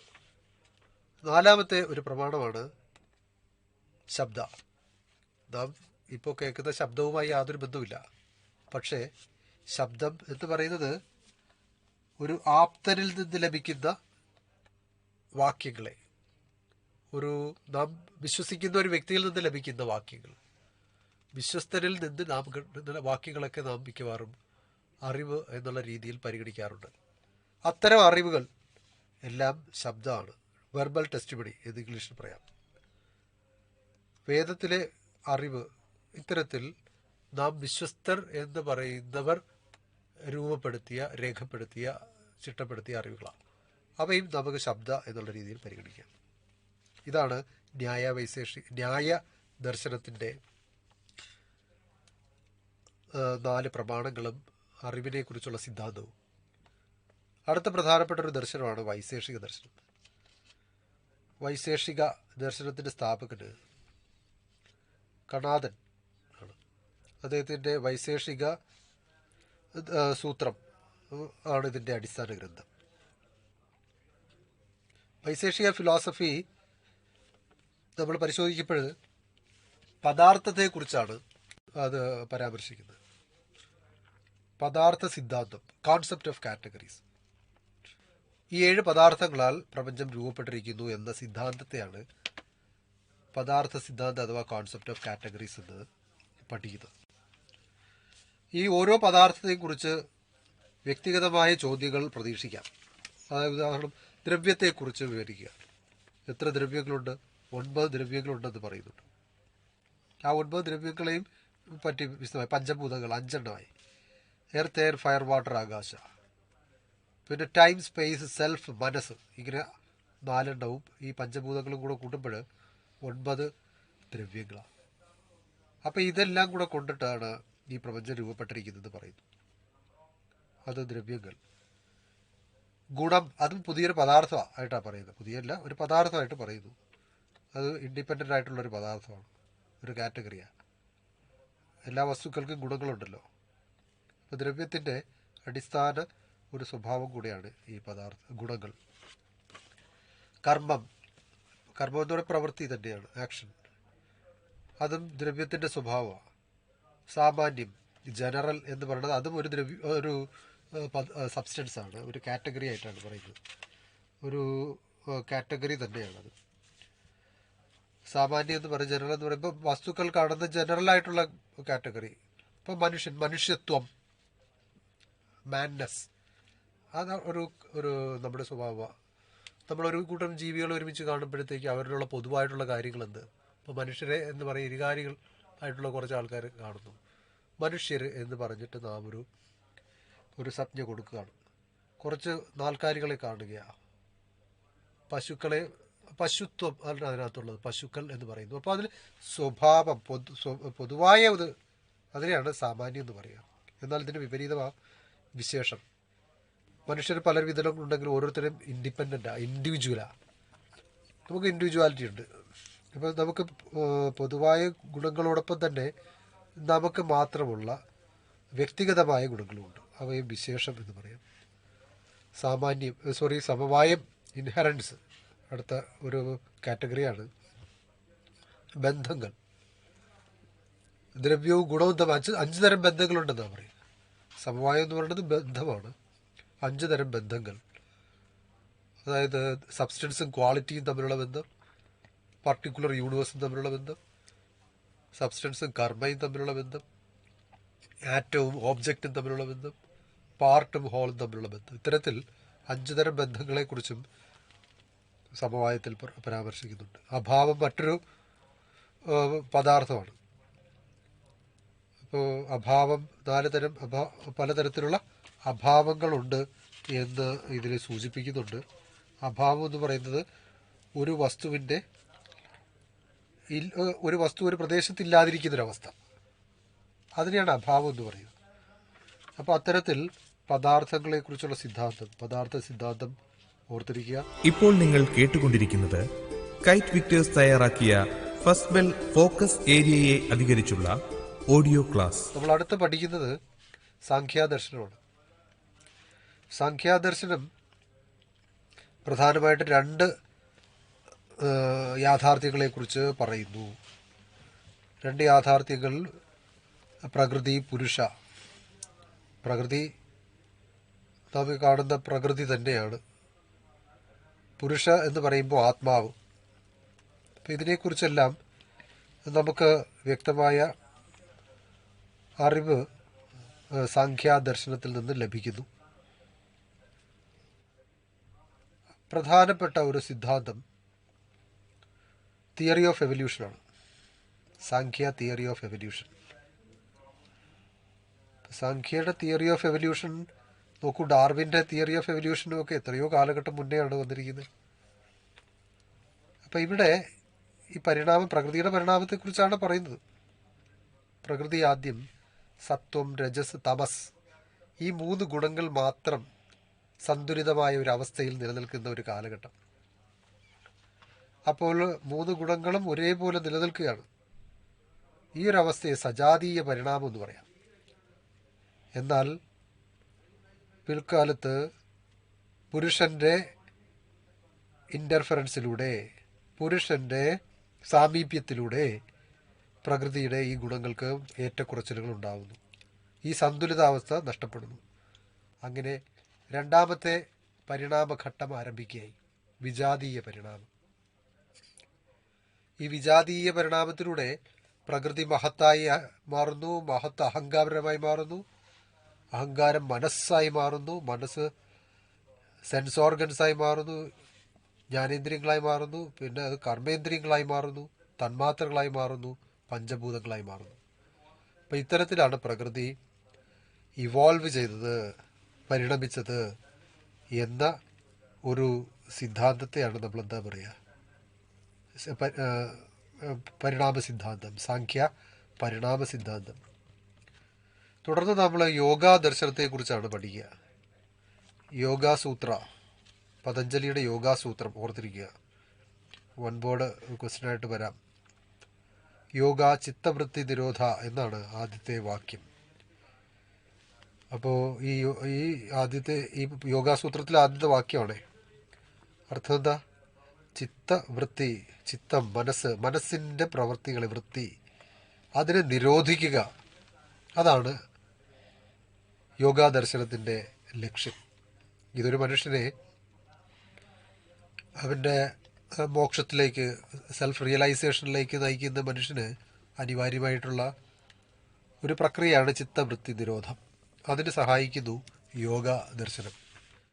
ഇതിന് 8 അംഗങ്ങൾ, ഈ ചിത്തവൃത്തി നിരോധത്തിന് 8 അംഗങ്ങളുണ്ട്. ഇന്ദ്രിയങ്ങളിൽ നിന്നുമെല്ലാം വിട്ടു നിൽക്കണം മനസ്സ്. അപ്പോൾ മാത്രമേ ഒരു ഇമാൻസിപ്പേഷൻ, ഒരു സെൽഫ് റിയലൈസേഷനിലേക്ക് നാം എത്തത്തുള്ളൂ. ഈ 8 അംഗങ്ങൾ, 8 ഘട്ടങ്ങൾ അഷ്ടാംഗയോഗ എന്നറിയപ്പെടും. യമം, നിയമം, ആസനം, പ്രാണായാമം, പ്രത്യാഹാര, ധാരണ, ധ്യാന, സമാധി, അങ്ങനെ 8 അംഗങ്ങൾ ചേർന്നതാണ് യഥാർത്ഥത്തിൽ യോഗം. നാം കാണുന്ന അഭ്യാസങ്ങൾ, സാധാരണ കാണുന്ന അഭ്യാസങ്ങൾ മാത്രമല്ല, അത് ഒരു അംഗം മാത്രമാണ്. നാം പരസ്യത്തിലൂടെയും പല മാർഗത്തിലൂടെയും നാം യോഗം എന്ന് കേൾക്കുന്നത് വെറും അഭ്യാസങ്ങളായിട്ടാണ് നാം മനസ്സിലാക്കിയിരിക്കുന്നത്. എന്നാൽ യഥാർത്ഥത്തിൽ ഈ 8 അംഗങ്ങൾ ഉൾപ്പെടുന്നതാണ് യഥാർത്ഥ യോഗ. അത് നാം മനസ്സിലാക്കിയിരിക്കണം. യമം എന്ന് പറഞ്ഞാൽ അതിൽ അഹിംസ, സത്യ, അസ്തേയ, അപരിഗ്രഹ, ബ്രഹ്മചാര്യങ്ങൾ, ഇങ്ങനെ 5 ഘട്ടങ്ങളുണ്ട്. ഈ 5ഉം നാം അനുവർത്തിക്കേണ്ടത്. അഹിംസ, കൊല്ലരുത്, സത്യം പറയണം. ഇത്തരത്തിൽ അഹിംസ, സത്യ, അസ്തേയ, അപരിഗ്രഹ, ബ്രഹ്മചാര്യങ്ങളെല്ലാം കൂടെ ഉൾപ്പെടുന്നതാണ് 1ാമത്തെ അംഗം. 2ാമത് നിയമമാണ്. നാം അനുവർത്തിക്കേണ്ട നിയമങ്ങളെ പറ്റി പറയുന്നതാണ്. 5 നിയമങ്ങൾ അത്തരത്തിലുള്ളത്. ശൗച, സന്തോഷ, തപസ്, സ്വാധ്യായ, ഈശ്വര പ്രണിധാന, ഇങ്ങനെ 5 ശൗച, സന്തോഷ, തപസ്, സ്വാധ്യായ, ഈശ്വര പ്രണിധാന, ഇങ്ങനെ 5 നിയമങ്ങളുമുണ്ട്. ആസന, അതിനുശേഷം മാത്രമേ ആസന വരുന്നുള്ളൂ. ഈ ആസന എന്ന് പറയുന്നത് ബോഡി പോസ്ചർ, അത് ഇതിൻ്റെ ഒരു അംഗം മാത്രം. അതും പ്രാക്ടീസ് ചെയ്യണം. ശരീരത്തെ ക്രമപ്പെടുത്തിയാലേ ചിത്തത്തെ, മനസ്സിനെയും ക്രമപ്പെടുത്താൻ കഴിയുള്ളൂ. അതിന് പലതരത്തിലുള്ള ആസന മുറകൾ രൂപപ്പെടുത്തിയിട്ടുണ്ട്, ചിട്ടപ്പെടുത്തിയിട്ടുണ്ട്. അത് നമ്മെ ശരിയായ ധ്യാനത്തിലേക്കും അവസാനം നമ്മെ സമാധിയിലേക്കും നയിക്കുമെന്നാണ് പറയുന്നത്. തുടർന്ന് പ്രാണായാമവും ആസനയും ഒക്കെ എല്ലാം ഒരേപോലെ മനസ്സിലാക്കേണ്ടതാണ്. പ്രാണായാമം എന്ന് പറയുമ്പോൾ 3 ഘട്ടങ്ങളുള്ള ഒരു ശ്വാസ പ്രക്രിയയാണ്. ശ്വസനത്തിന് യഥാർത്ഥത്തിൽ നാം ഈ 3 ഘട്ടങ്ങൾ നിരന്തരം എടുക്കുന്നുണ്ട്. നാം ആ 3 ഘട്ടങ്ങളെയും ഇപ്രകാരം മനസ്സിലാക്കണം. പൂരക, കുംഭക, രേചക. ആദ്യം നാം പ്രാണനെ ഉള്ളിലേക്ക് എടുക്കുന്ന ഒരവസ്ഥ, ആ പൂരകം. ആ ഉള്ളിലേക്കെടുത്ത പ്രാണൻ വായുവിനെ നാം സംഭരിച്ചു വെക്കുന്ന ഒരവസ്ഥ, കുംഭകം. പ്രാണവായുവിനെ തിരിച്ച് നാം പുറന്തള്ളുന്നൊരവസ്ഥയുണ്ട്, രേചകം. ഇങ്ങനെ 3 അവസ്ഥകളുമുണ്ട്. അതും പരീക്ഷയ്ക്ക് ചോദ്യമായിട്ട് ചോദിക്കാവുന്നതാണ്. പ്രത്യാഹാര എന്ന് പറയുമ്പോൾ നമ്മുടെ ഇന്ദ്രിയങ്ങളെ മറ്റു വസ്തുക്കളിൽ നിന്നും പിന്തിരിപ്പിക്കുന്നൊരവസ്ഥയാണ് പ്രത്യാഹാര. നമ്മുടെ ഇന്ദ്രിയങ്ങൾക്കൊരു പ്രത്യേകതയുണ്ട്. എല്ലാത്തിനെയും അറിയാനും എല്ലാത്തിനെയും നമ്മുടേതാക്കാനുമായിട്ടുള്ള ഒരു ത്വരയുണ്ട്. അതിൽ നിന്നെല്ലാം വിട്ടു നിൽക്കുന്ന ഒരു അവസ്ഥയാണ് 5ാമത്തെ പ്രത്യാഹാര.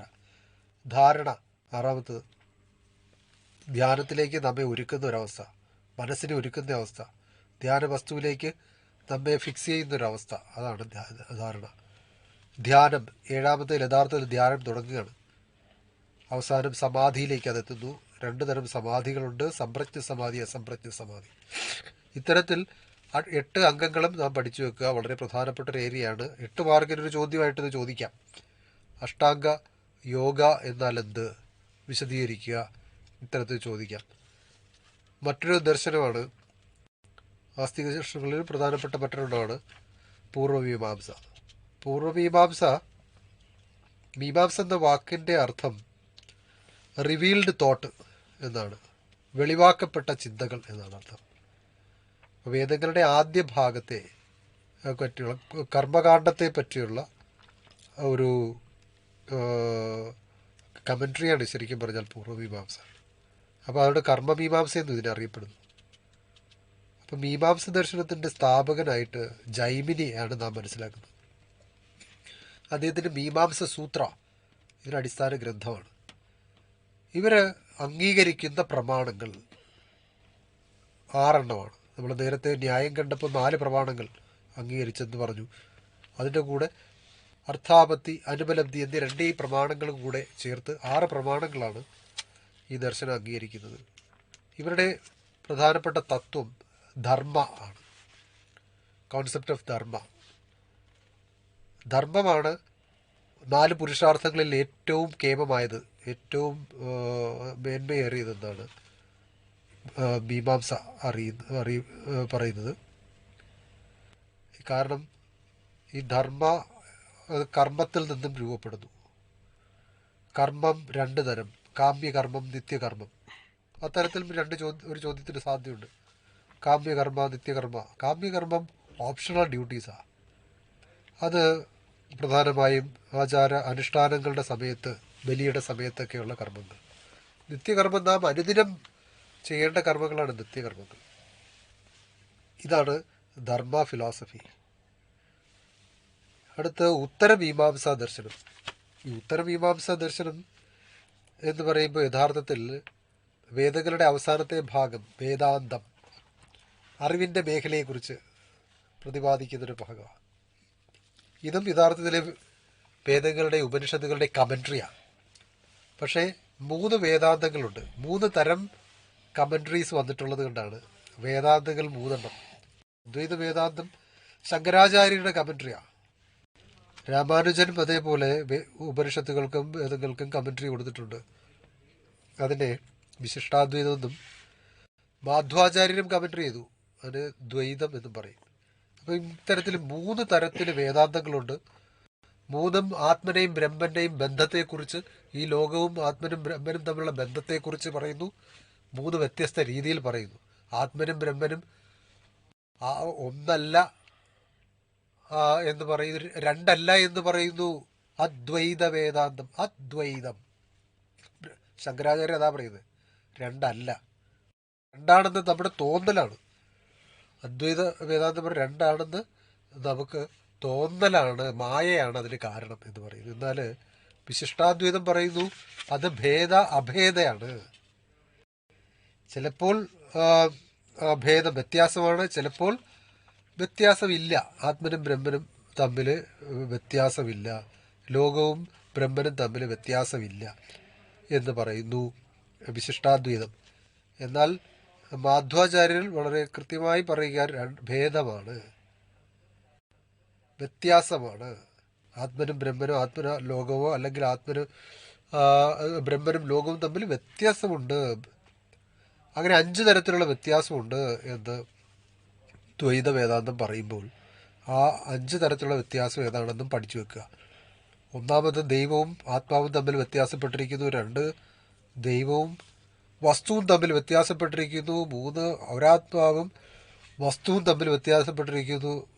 4 ഒരു ആത്മാവും മറ്റൊരാത്മാവും തമ്മിൽ വ്യത്യാസപ്പെട്ടിരിക്കുന്നു. 5 ഒരു വസ്തുവും മറ്റൊരു വസ്തുവും തമ്മിൽ വ്യത്യാസപ്പെട്ടിരിക്കുന്നു. അത്തരത്തിൽ 5 തരം വ്യത്യാസങ്ങൾ, ഇതും വളരെ പ്രധാനം പഠിച്ചു വെക്കുക. ഹെറ്ററോഡോക്സ് സ്കൂൾസ് 2ാമത്തെ തരം ദർശനങ്ങളാണ്, അതായത് വേദങ്ങളെ അംഗീകരിക്കാത്ത നാസ്തിക ദർശനങ്ങൾ. അതിൽ ബുദ്ധിസം മാത്രമേ നാം പഠിക്കേണ്ടതുള്ളൂ. ബുദ്ധൻ്റെ പ്രബോധനങ്ങളെ നാം ത്രിപിതകങ്ങളായിട്ട് നാം പഠിക്കുകയാണ്. ബുദ്ധൻ്റെ പ്രബോധനങ്ങളെയും അദ്ദേഹവുമായി ബന്ധപ്പെട്ടിട്ടുള്ള എല്ലാ നിയമങ്ങളെയും തത്വചിന്തകളെയും എല്ലാം 3 പിതകങ്ങൾ, ത്രിപിതകങ്ങളാണെന്നാണ് പറയുക. ശുദ്ധപിതക, വിനയപിതക, ആഭിധമ്പ പിതക. ഇത്തരത്തിൽ 3 പിതകങ്ങളെക്കുറിച്ച് ഓർത്തിരിക്കുക. അദ്ദേഹത്തിൻ്റെ ഫിലോസഫീസ് നമ്മൾ അനലൈസ് ചെയ്യുകയാണെങ്കിൽ നാം പ്രധാനമായും പഠിച്ചിരിക്കേണ്ടതും ഓർക്കേണ്ടതും 4 Noble truths, 8 fold path, Noble 8 fold path, doctrine of dependent origination. ഇതിൽ നാം ആര്യസത്യങ്ങൾ അഥവാ 4 നോബിൾ ട്രൂത്തും 8 ഫോൾഡ് പാത്തും പഠിക്കുന്നു. ആര്യസത്യങ്ങൾ, അത് ആര്യ എന്ന് പറയുമ്പോൾ ശുദ്ധമായത്, പരിശുദ്ധമായത്, പരിശുദ്ധമായ സത്യങ്ങൾ എന്നാണ് അതിൻ്റെ അർത്ഥം. ആര്യസത്യം എന്ന വാക്കിൻ്റെ അർത്ഥം. അങ്ങനെ ഒരു ചോദ്യം വരാം. ആര്യ സത്യ, അതിൻ്റെ അർത്ഥം എന്ത്? പരിശുദ്ധമായ സത്യം.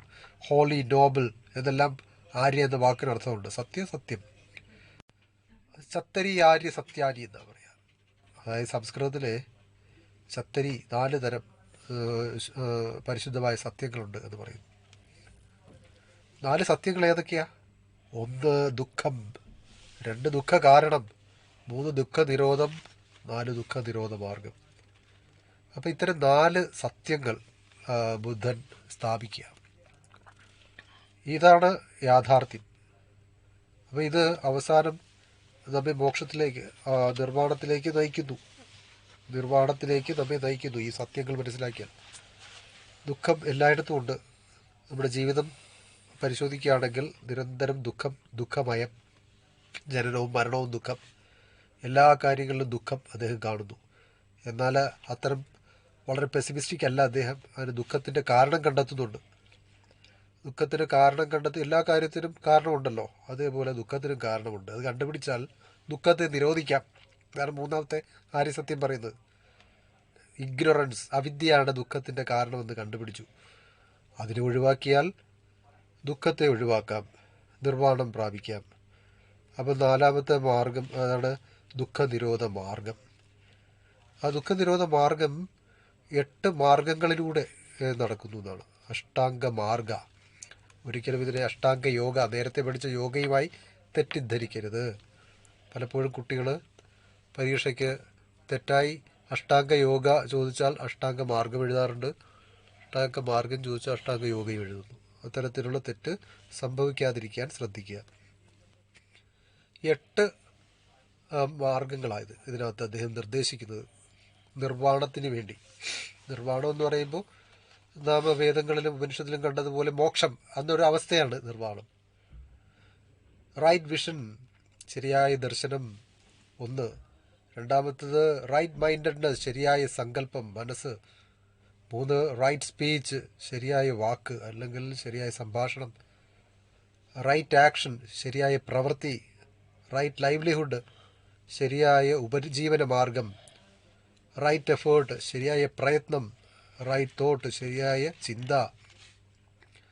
റൈറ്റ് കോൺസെൻട്രേഷൻ, ശരിയായ ധ്യാനം അഥവാ ഏകാഗ്രത. ഈ 8 മാർഗങ്ങളും പ്രാക്ടീസ് ചെയ്താൽ മാത്രമേ ഒരുവന് മോക്ഷം അഥവാ നിർവ്വാണം പ്രാപിക്കാനായിട്ട് കഴിയുകയുള്ളൂ എന്ന് ബുദ്ധൻ സ്ഥാപിക്കുകയാണ്. അപ്പോൾ ഇത്തരം കാര്യങ്ങൾ ഇതെല്ലാത്തിൽ നിന്നും 1 വേർഡ് മുതൽ ഒരു എസ്സേ ടൈപ്പ് ക്വസ്റ്റ്യൻ വരെ ചോദിക്കാവുന്ന ഒരു സുപ്രധാനമായ ഒരു പാഠമാണ് 3ാമത്തെ പാഠമായ ദർശനം. എല്ലാത്തരം ചോദ്യങ്ങൾ 8 മാർക്കിൻ്റെ ചോദ്യം ഉറപ്പായിട്ടും ഇതൊന്നും പ്രതീക്ഷിക്കാം. അഷ്ടാംഗ യോഗ ചോദിക്കാം, അഷ്ടാംഗ മാർഗം ചോദിക്കാം. അപ്പോൾ അത്തരത്തിലെല്ലാം കുട്ടികൾ അതിനുവേണ്ടി സജ്ജരാകുക. അടുത്ത അധ്യായത്തിലേക്ക് നമുക്ക് കടക്കാം. ഇപ്പോൾ നിങ്ങൾ കേട്ടുകൊണ്ടിരിക്കുന്നത് കൈറ്റ് വിക്ടേഴ്സ് തയ്യാറാക്കിയ ഫസ്റ്റ് ബെൽ ഫോക്കസ് ഏരിയയെ അധികരിച്ചുള്ള ഓഡിയോ ക്ലാസ്. 4ാമത്തെ അധ്യായം കണ്ടംപററി ഇന്ത്യൻ തിങ്കേഴ്സ് എന്നതാണ്. ആധുനിക ഭാരതത്തിലെ തത്വചിന്തകരെ കുറിച്ചാണ് നാം ഇവിടെ പഠിക്കുക.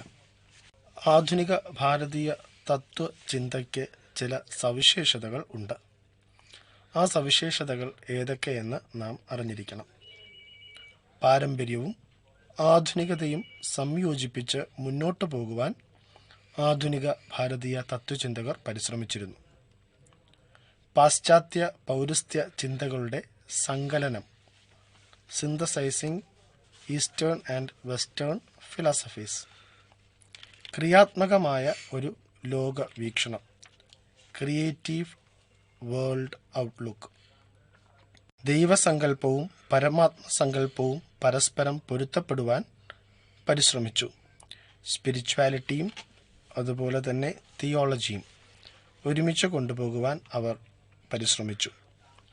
വിശാലമായ ഒരു പ്രാപഞ്ചിക ദർശനവും മോക്ഷ സങ്കല്പവും അവർ രൂപപ്പെടുത്തി. പുരോഗമനപരവും സാർവത്രികവുമായ ഒരു മതവീക്ഷണം അവർ സൃഷ്ടിച്ചു. മാനുഷ്യതയ്ക്ക് അവർ പ്രാധാന്യം നൽകി. ഇത്രയുമാണ് ആധുനിക ഭാരതീയ ചിന്തകരുടെ സവിശേഷതകൾ എന്ന് നമുക്ക് പറയുവാൻ സാധിക്കുന്നത്. ഇവയിൽ ആദ്യമായി നാം കാണുന്നത് സ്വാമി വിവേകാനന്ദൻ എന്ന വ്യക്തിയെയാണ്. അദ്ദേഹത്തിൻ്റെ തത്വചിന്തയെ നിയോ വേദാന്തം എന്ന് അറിയപ്പെടുന്നു, അല്ലെങ്കിൽ പ്രാക്ടിക്കൽ വേദാന്ത എന്ന് അറിയപ്പെടുന്നു. അപ്രകാരം അദ്ദേഹത്തിൻ്റെ ചിന്തയെ വിളിക്കുവാൻ കാരണം അദ്വൈത വേദാന്ത ചിന്തകളെ അല്ലെങ്കിൽ വേദാന്ത ആശയങ്ങളെ പ്രായോഗിക തലത്തിൽ, ജീവിത തലത്തിൽ, പുതിയ സാഹചര്യങ്ങളിൽ ബന്ധപ്പെടുത്തി കാണുവാനും മനസ്സിലാക്കുവാനും പ്രായോഗിക തലത്തിൽ പ്രയോജനപ്പെടുത്തുവാനും അദ്ദേഹം പരിശ്രമിച്ചു എന്നുള്ളതുകൊണ്ടാണ്. അപ്പോൾ എന്താണ് നിയോ വേദാന്ത അല്ലെങ്കിൽ പ്രായോഗിക വേദാന്തം, പ്രാക്ടിക്കൽ വേദാന്തം എന്ന് ചോദിച്ചാൽ നമുക്ക് ഉത്തരം എഴുതുവാനായിട്ട് സാധിക്കണം. അദ്ദേഹത്തിൻ്റെ പ്രധാന ആശയം വിശ്വമതം അല്ലെങ്കിൽ യൂണിവേഴ്സൽ റിലീജിയൻ, സാർവത്രിക മതം എന്നതാണ്. അതിനെക്കുറിച്ച് ഒരു കുറിപ്പ് തയ്യാറാക്കുവാനോ അല്ലെങ്കിൽ അതിൻ്റെ പ്രധാന ആശയങ്ങൾ എന്ത് എന്ന് എഴുതുവാനോ ഒക്കെ ചോദ്യം വന്നേക്കാം. സ്വാമി വിവേകാനന്ദൻ്റെ സാർവത്രിക മതത്തിൻ്റെ അടയാളവാക്യം, വാച്ച് വേർഡ് എന്ന് പറയുന്നത് അക്സെപ്റ്റൻസ് അല്ലെങ്കിൽ അംഗീകരിക്കുക എന്നതാണ്. അംഗീകരിക്കുക എന്നത് ഒരു മിയർ ടോളറൻസ് അല്ല, അല്ലെങ്കിൽ സഹിഷ്ണുത മാത്രമല്ല, മറിച്ച് വിശാല മനസ്കതയോടുകൂടെ, തുറവിയോടുകൂടെ എല്ലാ മതങ്ങളെയും എല്ലാ വിശ്വാസികളെയും കാണുക, അംഗീകരിക്കുക, അവയെക്കുറിച്ച് പഠിക്കുക, മതങ്ങൾ പരസ്പര പൂരകങ്ങളാകുക, വളർച്ചയ്ക്ക് കാരണമാവുക എന്നൊക്കെ ഉള്ള അർത്ഥത്തിൽ ആണ്. ഇപ്രകാരമുള്ള ഒരു മതത്തിന് ലോകത്തെ ഒത്തിരി നന്മയിലേക്കും വിശ്വസാഹോദര്യത്തിലേക്കും നയിക്കുവാൻ സാധിക്കും എന്ന് സ്വാമി വിവേകാനന്ദൻ വിശ്വസിച്ചിരുന്നു. സ്വാമി വിവേകാനന്ദൻ്റെ അഭിപ്രായത്തിൽ സത്യമാണ് ദൈവം. എല്ലാ മതങ്ങളും ഈ ഏക സത്യത്തിലേക്കാണ് ലക്ഷ്യം വെക്കുന്നത് എന്ന് അദ്ദേഹം പറയുന്നു. ഇതാണ് നമുക്ക് സ്വാമി വിവേകാനന്ദനെ കുറിച്ച് പഠിക്കുവാനായിട്ടുള്ള പ്രധാന ആശയം. രണ്ടാമതായി നാം കാണുന്നത് നമ്മുടെ രാഷ്ട്രപിതാവായ മഹാത്മാഗാന്ധി എന്ന യുഗപുരുഷനെ കുറിച്ചാണ്. മഹാത്മാഗാന്ധി, അദ്ദേഹത്തിൻ്റെ ധാരാളം ആശയങ്ങളുണ്ട്. ഇവിടെ നാം സർവോദയം എന്ന ആശയം മാത്രമാണ് പഠിക്കുവാനായിട്ട് ശ്രമിക്കുക. സർവോദയം എന്ന വാക്കിൻ്റെ അർത്ഥം എല്ലാവരുടെയും ഉന്നമനം, ഉയർച്ച എന്നതാണ്. വെൽഫെയർ ഓഫ് ഓൾ, സർവ ഉദയം, എല്ലാവരുടെയും ക്ഷേമം എന്നതാണ്. സർവോദയത്തിൻ്റെ സവിശേഷതകൾ എന്തൊക്കെ എന്ന് നമ്മൾ പഠിച്ചിരിക്കുക. ആത്മഭാവത്തിൻ്റെ മേൽക്കൈയാണ് ഇതിൽ പ്രധാനമായും അടിസ്ഥാനമായി വെച്ചിരിക്കുന്നത്. Supremacy of the spirit. ജനസേവനത്തിലൂടെ ദൈവത്തെ അറിയുക എന്നതാണ് ഇതിൻ്റെ പ്രധാനമായ ലക്ഷ്യം. ഇതിൻ്റെ അടിസ്ഥാന ഉദ്ദേശം എന്നത് ഹൃദയ പരിവർത്തനമാണ്, ചേഞ്ച് ഓഫ് ഹാർട്ട്. സ്വാതന്ത്ര്യം, നീതി, സാഹോദര്യം, സമത്വം, സാമൂഹ്യ നന്മ, യുക്തിചിന്ത, സാമൂഹ്യ ഐക്യം, സമൂഹത്തിലെ തിന്മകൾ ഇല്ലാതാക്കുക, തടയുക, സമൂഹത്തിന് ഒരു ഉയർന്ന ധാർമ്മിക അവബോധം സൃഷ്ടിക്കുക, സത്യം, അഹിംസ, ആത്മസമർപ്പണം, ആത്മശുദ്ധി എന്നിവയിലൂടെ ഇവ സാധ്യമാക്കുക, ഗ്രാമീണ സമൂഹങ്ങളെ സ്വയം പര്യാപ്തമാക്കുക, ജാതി വർണ്ണ വർഗ വ്യത്യാസമില്ലാത്ത ഒരു മാതൃകാ സമൂഹം, രാമരാജ്യം, ഐഡിയൽ സ്റ്റേറ്റ് അല്ലെങ്കിൽ വെൽഫെയർ സ്റ്റേറ്റ് രൂപപ്പെടുത്തുക തുടങ്ങിയവയാണ് സർവോദയത്തിൻ്റെ സവിശേഷതകൾ. അപ്പോൾ ഇതൊരു ചാർട്ടായിട്ടോ അല്ലെങ്കിൽ ഇതിൻ്റെ പ്രധാന സവിശേഷതകൾ പട്ടികപ്പെടുത്താനോ ഒക്കെ ചോദ്യങ്ങൾ വന്നേക്കാം. ഗാന്ധിജിയുടെ ഈ ഒരു ആശയം മാത്രമാണ് നമുക്ക് ഈ ഒരു വർഷം ഫിലോസഫിയിൽ പഠിക്കുവാനായിട്ട് ഉള്ളത്. അടുത്തതായി നാം കാണുന്നത് ശ്രീ അരബിന്ദോ എന്ന് പറയുന്ന ഒരു വ്യക്തിയെ ആണ്. ഇദ്ദേഹം മഹാനായ പണ്ഡിതനും ദാർശനികനും ആയിരുന്നു. ആത്മീയതയുടെ മേഖലയിൽ അദ്ദേഹത്തിൻ്റെ സംഭാവനകൾ വളരെ വലുതാണ്. പ്രധാനമായ സംഭാവനയാണ് സമ്പൂർണ്ണ യോഗ, ഇൻ്റഗ്രൽ യോഗ അല്ലെങ്കിൽ ഇന്നർ യോഗ എന്ന് അദ്ദേഹത്തിൻ്റെ ദർശനം അറിയപ്പെട്ടിരുന്നു. യോഗ ദർശനത്തിൻ്റെ സിദ്ധാന്തങ്ങളോട് അടിയുറച്ച വിശ്വാസം ശ്രീ അരബിന്ദോ പുലർത്തിയിരുന്നു. അദ്ദേഹത്തിൻ്റെ അഭിപ്രായത്തിൽ യോഗം എന്ന വാക്കിൻ്റെ അർത്ഥം ദൈവവുമായുള്ള കൂടിച്ചേരലാണ്, യുണൈറ്റ് വിത്ത് ഗോഡ്. ഇദ്ദേഹത്തിൻ്റെ യോഗ സിദ്ധാന്തത്തെ സമഗ്ര യോഗ അല്ലെങ്കിൽ സമ്പൂർണ്ണ യോഗ എന്ന് അറിയപ്പെടുന്നു. കാരണം ഭഗവത്ഗീതയിൽ പറയുന്ന 3 ആത്മസാക്ഷാത്കാരത്തിനുള്ള മാർഗങ്ങൾ, യോഗങ്ങൾ, കർമ്മയോഗ, ജ്ഞാനയോഗ, ഭക്തിയോഗ, ഇവ 3 ഒരുമിച്ച് ചേർത്ത് വേണം മനുഷ്യൻ ആത്മസാക്ഷാത്കാരത്തിൽ എത്തേണ്ടത്. ഇവ 3 ഉൾക്കൊണ്ടുകൊണ്ടുള്ള ഒരു ആത്മസാക്ഷാത്കാര രീതിയാണ് അദ്ദേഹം അവലംബിപ്പിച്ചത്. മാനസിക, ശാരീരിക, ചൈതന്യ വശങ്ങളുടെ സർവോന്മുഖമായ വളർച്ചയും അദ്ദേഹം ഇതോടെ ഉദ്ദേശിച്ചു. എല്ലാ മനുഷ്യജാലങ്ങളും ജീവജാലങ്ങളും ദൈവോന്മുഖമായി ഉയരുന്നതിന് യോഗ എന്ന ഈയൊരു സിദ്ധാന്തം, ഇന്നർ യോഗ അല്ലെങ്കിൽ സമ്പൂർണ്ണ യോഗ എന്ന ആശയം അദ്ദേഹം രൂപപ്പെടുത്തിയത്. സമ്പൂർണ്ണ യോഗത്തെ ആന്തരിക യോഗം അല്ലെങ്കിൽ ഇന്നർ യോഗം എന്നും വിളിച്ചിരുന്നു. കാരണം ഒരു വ്യക്തിയുടെ ദിവ്യമായ ആത്മീയ പരിവർത്തനം കൂടി സമ്പൂർണ്ണ യോഗ ലക്ഷ്യം ഇടുന്നുണ്ട്. Divine emergence of the man. അപ്പോൾ ഡിവൈൻ ട്രാൻസ്ഫർമേഷൻ, മനുഷ്യൻ ദൈവികതയിലേക്ക് ഉയരുക. സമ്പൂർണ്ണ യോഗ എന്ന സങ്കല്പം ഭൂമിയിൽ ദിവ്യജീവന്റെ സംസ്ഥാപനം എന്ന ലക്ഷ്യം കൂടി മുൻപോട്ട് വയ്ക്കുന്നുണ്ട്. The emergence of divine life in earth. ഭൂമിയിലേക്ക് ദിവ്യജീവൻ സംസ്ഥാപിക്കപ്പെടുക എന്നതും ഇന്നർ യോഗയുടെ അല്ലെങ്കിൽ സമ്പൂർണ്ണ യോഗയുടെ ഒരു ലക്ഷ്യമാണ്. അരബിന്ദോ വ്യത്യസ്ത സമ്പ്രദായങ്ങളിലൂടെയാണ് ഈ ദിവ്യജീവിതം ലഭ്യമാക്കുവാൻ സാധിക്കും എന്ന് പറയുന്നത്. 3 പ്രക്രിയകളാണ് അദ്ദേഹം ഇതിന് നൽകുന്നത്. മാനസിക വൽക്കരണം അല്ലെങ്കിൽ ഫിസിക്കസൈസേഷൻ, ആത്മീയ വൽക്കരണം അല്ലെങ്കിൽ സ്പിരിച്വലൈസേഷൻ, അതിമാനസിക അവസ്ഥാവൽക്കരണം അല്ലെങ്കിൽ സൂപ്ര മെൻ്റലൈസേഷൻ.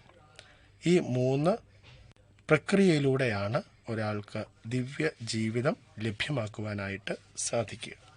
അവസാനമായി ഈ അധ്യായത്തിൽ നാം കാണുന്നത് സർ മുഹമ്മദ് ഇക്ബാൽ എന്ന തത്വചിന്തകനെ കുറിച്ചാണ്.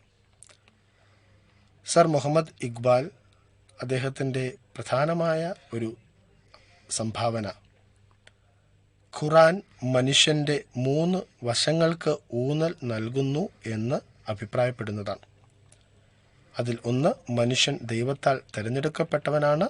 2, ഭൂമിയിലെ ദൈവത്തിൻ്റെ പ്രതിനിധിയാണ് മനുഷ്യൻ.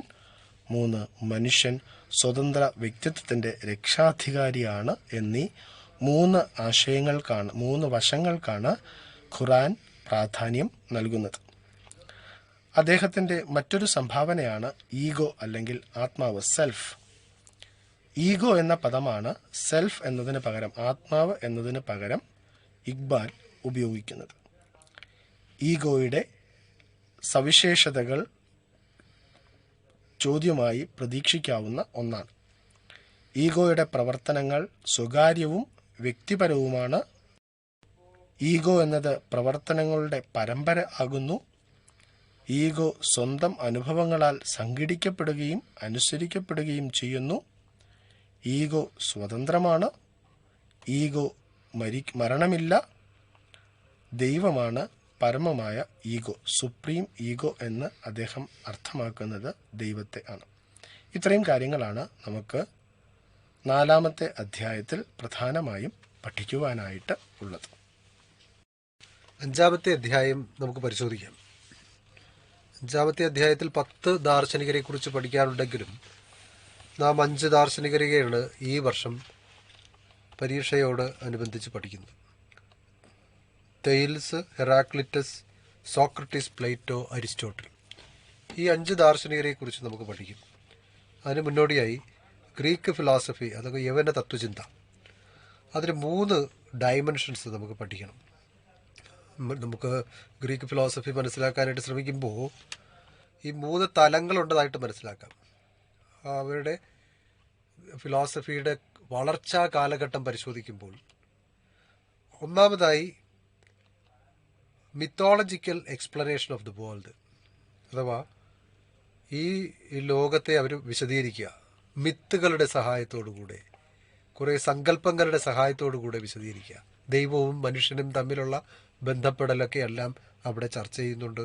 കഥകളിലൂടെയൊക്കെ എല്ലാം അത് അവതരിപ്പിക്കുന്നുണ്ട്. അതാണ് ആദ്യ കാലഘട്ടത്തെ അവിടുത്തെ തത്വചിന്ത. 2-ാമത്തെ കാലഘട്ടത്തിൽ 2-ാമത്തെ ഡയമെൻഷനിൽ തത്വചിന്ത അല്പം കൂടെ പരിണാമം സംഭവിക്കുന്നു.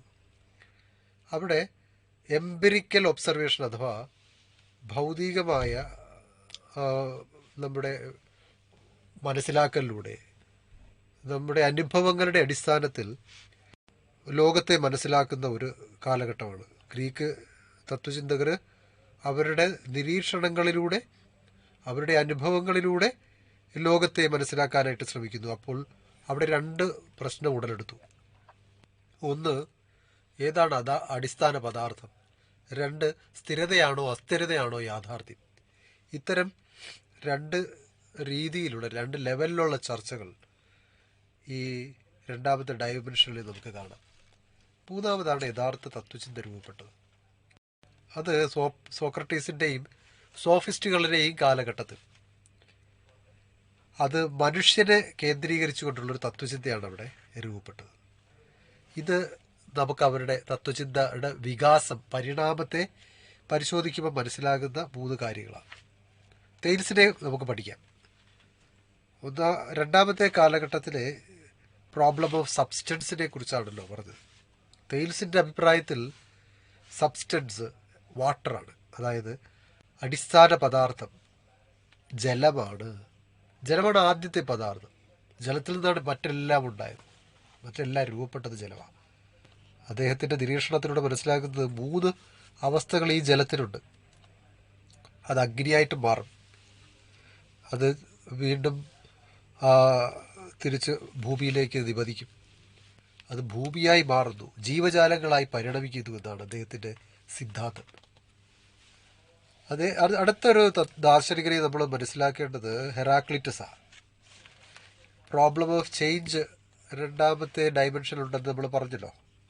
ഈ പ്രോബ്ലം ഓഫ് ചേഞ്ചിൽ ചർച്ച ചെയ്ത യാഥാർത്ഥ്യം സ്ഥിരതയാണോ അതോ അസ്ഥിരതയാണോ, ഈ പ്രപഞ്ചം എപ്പോഴും ഒരുപോലെ ഇരിക്കുന്നു അതോ മാറിക്കൊണ്ടിരിക്കുന്നു? ഹെറാക്ലിറ്റസ് പറയുന്നത് എല്ലാം എപ്പോഴും മാറ്റത്തിന് വിധേയമാണ്. സകലതും അനുനിമിഷം മാറിക്കൊണ്ടിരിക്കുന്നു, മാറ്റം മാത്രമാണ് യാഥാർത്ഥ്യം, മറ്റൊന്നും യാഥാർത്ഥ്യമല്ല. അദ്ദേഹത്തിൻ്റെ പ്രസിദ്ധമായൊരു പ്രസ്താവനയുണ്ട്, one cannot step twice into the same river. ഒരു വ്യക്തിക്ക് 2 പ്രാവശ്യം ഒരേ നദിയിൽ കാലെടുത്ത് വയ്ക്കാൻ കഴിയില്ല. ഇത് നദിയിൽ കാല് നനയ്ക്കുന്നതിൻ്റെ കാര്യമല്ല ഇതിനകത്ത് പറയുന്നത്.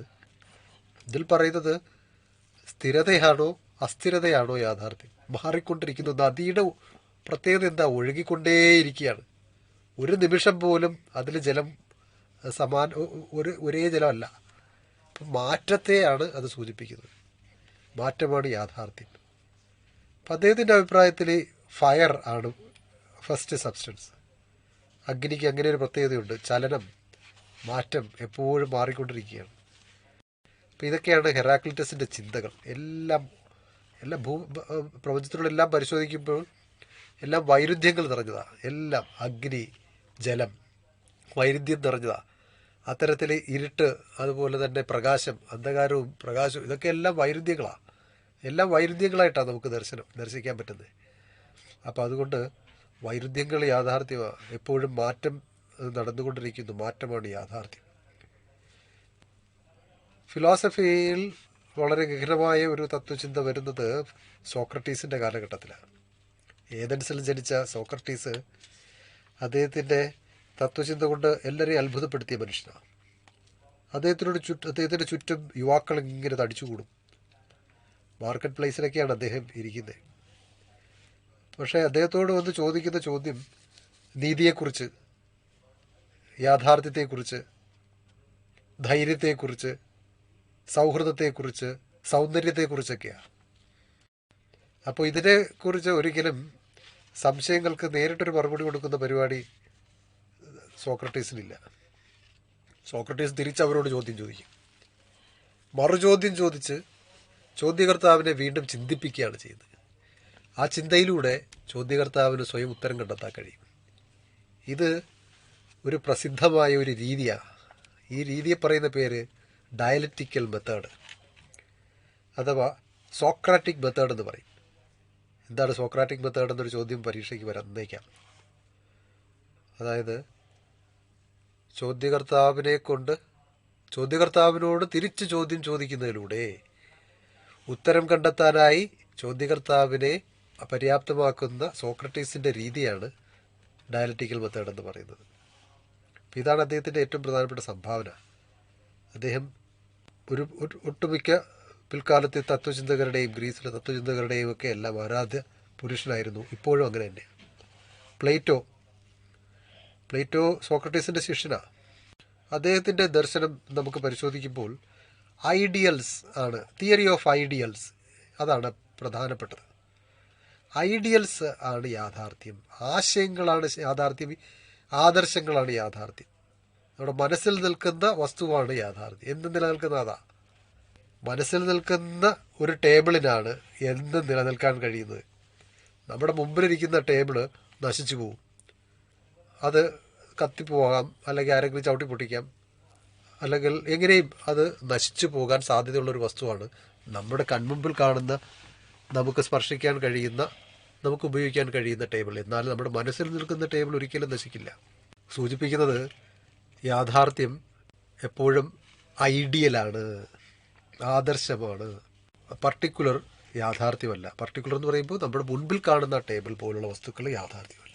സോക്രട്ടീസിൻ്റെ പ്ലേറ്റോയുടെ ശിഷ്യൻ അരിസ്റ്റോട്ടിലും ഒട്ടുമിക്ക ശാസ്ത്രങ്ങളുടെയും പിതാവ് എന്നറിയപ്പെടുന്ന ഒരു ദാർശനികൻ. ഒരു കാലഘട്ടത്തിൽ നമുക്ക് മറക്കാൻ കഴിയത്തില്ല അദ്ദേഹത്തിൻ്റെ ശാസ്ത്ര തത്വശാസ്ത്രങ്ങളിലെ സംഭാവന. അദ്ദേഹം തത്വശാസ്ത്രം പരിശോധിക്കുമ്പോൾ അദ്ദേഹത്തിൻ്റെ പ്രസിദ്ധമായ ദർശനം ഫോം എന്നാണ്, ഫോം ആൻഡ് മാറ്റർ. രൂപവും വസ്തുവും, ഘടനയും വസ്തുവും എന്തിനാണ് പ്രാധാന്യം? പ്ലേറ്റോ അദ്ദേഹത്തിൻ്റെ ഗുരുവൊക്കെ തന്നെയാണ്. പക്ഷേ അദ്ദേഹത്തിൻ്റെ ഗുരുവിന് പറഞ്ഞ അതേപടി വിശ്വസിച്ച് പോകാനായിട്ട് അരിസ്റ്റോട്ടിൽ തയ്യാറായില്ല. അരിസ്റ്റോട്ടിൽ പറഞ്ഞത് രൂപം എങ്ങനെയാണ് കിട്ടുന്നത്, അഥവാ ഐഡിയൽസ് എങ്ങനെയാണ് നമുക്ക് കിട്ടുന്നത്. നമ്മുടെ മനസ്സിൽ ഐഡിയൽ എന്ന് പറയുന്ന ആ യാഥാർത്ഥ്യം വരണമെങ്കിൽ നമ്മുടെ കൺമുമ്പിൽ ഒരു യാഥാർത്ഥ്യം കാണണം, യഥാർത്ഥ ഒരു വസ്തുവിനെ കിട്ടണം. യഥാർത്ഥത്തിലുള്ള ഒരു വസ്തുവിനെ നമുക്ക് കാണുമ്പോഴാണ് അത് നമ്മുടെ മനസ്സിൽ പതിയുകയും ആ ഒരു ആദർശം നിലനിൽക്കുകയും ചെയ്യുക. ഇപ്പോൾ കൺമുൻപിൽ അരയന്നത്തെ കണ്ട് അതിൻ്റെ രൂപവും അതിൻ്റെ ചിറകും അതിൻ്റെ തൂവലും ഒക്കെ എല്ലാം നാം കണ്ടും തൊട്ടും മനസ്സിലാക്കി കഴിയുമ്പോൾ നമ്മുടെ മനസ്സിൽ രൂപപ്പെടുന്നതാണ് ഐഡിയൽ. അപ്പോൾ രണ്ടും പ്രാധാന്യമാണ്. Form and matter are equally important. എങ്കിലും ഒരുപടി മുന്നോട്ട് കടന്ന് അരിസ്റ്റോട്ടിൽ പറയുകയാണ്, ഈ കോൺക്രീറ്റ് പർട്ടിക്കുലേഴ്സാണ് ബേസിക് റിയാലിറ്റീസ് എന്ന് പറഞ്ഞാൽ എന്താ? നമ്മുടെ കൺമുമ്പിലുള്ള ഈ സ്വാൻ അഥവാ ഈ അരയന്നമാണ് യഥാർത്ഥ അടിസ്ഥാന വസ്തു, അടിസ്ഥാന യാഥാർത്ഥ്യം. അതിനെ അദ്ദേഹം പ്രൈമറി സബ്സ്റ്റൻസസ് എന്ന് വിളിക്കുന്നു. ചോദ്യം അങ്ങനെയും വരാം, എന്താണ് അരിസ്റ്റോട്ടിൻ്റെ അഭിപ്രായത്തിൽ പ്രൈമറി സബ്സ്റ്റൻസസ്? നമ്മുടെ കൺമുമ്പിലുള്ള അരയന്നം അഥവാ ഒരു വസ്തു, നമ്മുടെ കൺമുൻപിൽ യഥാർത്ഥത്തിൽ കാണുന്ന വസ്തുവിനെയാണ് നമ്മൾ എന്താ പറയുക, യാഥാർത്ഥ്യം എന്ന് പറയുന്നത് അദ്ദേഹത്തിൻ്റെ അഭിപ്രായം. അപ്പോൾ രണ്ടും അനിവാര്യമാണ്. Neither form nor matter can exist on their own. എന്താ, വസ്തുവിന് മാത്രമായിട്ടോ അതിൻ്റെ രൂപത്തിന് മാത്രമായിട്ടോ അല്ലെങ്കിൽ അതിൻ്റെ ആശയത്തിന് മാത്രമായിട്ടോ ഒരു നിലനിൽപ്പില്ല. ഇതാണ് സോക്രട്ടീസിനെ പരിശോധിക്കുമ്പോൾ നമുക്ക് മനസ്സിലാക്കുന്നത്. അപ്പോൾ യവന ദർശനം നിങ്ങൾക്ക് ഏറെക്കുറെ മനസ്സിലായെന്ന് വിചാരിക്കുന്നുണ്ട്. നമുക്ക് അടുത്ത അധ്യായത്തിലേക്ക് കടക്കാം. ഇപ്പോൾ നിങ്ങൾ കേട്ടുകൊണ്ടിരിക്കുന്നത് കൈറ്റ് വിക്ടേഴ്സ് തയ്യാറാക്കിയ ഫസ്റ്റ് ബെൽ ഫോക്കസ് ഏരിയയെ അധികരിച്ചുള്ള ഓഡിയോ ക്ലാസ്. 6ാമത്തെ പാഠം ആധുനിക പാശ്ചാത്യ തത്വചിന്തയെ അടിസ്ഥാനപ്പെടുത്തിയാണ്. Modern western philosophy. ആധുനിക ഭാരതീയ തത്വശാസ്ത്രം നാം കണ്ടതുപോലെ തന്നെ ആധുനിക പാശ്ചാത്യ തത്വശാസ്ത്രത്തിനും ചില സവിശേഷതകൾ ഉണ്ട്. അവ ഏതൊക്കെയെന്ന് നമുക്ക് മനസ്സിലാക്കാം. വിജ്ഞാനത്തിൻ്റെ ഉറവിടത്തെയും കൃത്യതയും വ്യക്തവുമായ അറിവിൻ്റെ മാനദണ്ഡങ്ങളെയും കുറിച്ചാണ് പാശ്ചാത്യ ആധുനിക തത്വചിന്തകർ ചർച്ച ചെയ്തിരുന്നത്. യുക്തിചിന്തയുടെ ഉണർവ്, ചിന്തയ്ക്കും ആവിഷ്കാരത്തിനുമുള്ള സ്വാതന്ത്ര്യം, സഭാധികാരികൾക്കും പാരമ്പര്യത്തിനും എതിരെയുള്ള വിപ്ലവം മുതലായവ ആധുനിക പാശ്ചാത്യ തത്വചിന്തയുടെ സവിശേഷതകളായി നമുക്ക് മനസ്സിലാക്കാം. ഈയൊരു പാഠഭാഗത്തിൽ പ്രധാനമായും നാം 4 തത്വചിന്തകളെക്കുറിച്ചാണ് പഠിക്കുക. യുക്തിവാദം അല്ലെങ്കിൽ റാഷണലിസം, അനുഭവജ്ഞാനവാദം അല്ലെങ്കിൽ എംപിരിസിസം, ആശയവാദം അല്ലെങ്കിൽ ഐഡിയലിസം, അതിഭൗതികവാദം അല്ലെങ്കിൽ മെറ്റീരിയലിസം എന്നീ 4 ആശയങ്ങൾ, 4 തത്വചിന്താധാരകളെ നാം മനസ്സിലാക്കുന്നു. യുക്തിചിന്ത എന്ന് അർത്ഥം വരുന്ന റാഷ്യോ എന്ന ലാറ്റിൻ പദത്തിൽ നിന്നുമാണ് റാഷണലിസം എന്ന വാക്ക് രൂപപ്പെട്ടിട്ടുള്ളത്. യുക്തിയാണ് അറിവിൻ്റെ ഉറവിടം. Reason is the source of knowledge എന്നാണ് യുക്തിവാദം പറയുന്നത്. അറിവിൻ്റെ മാർഗം എന്നത് യുക്തിയാണ്, റീസണാണ് എന്ന് റാഷണലിസം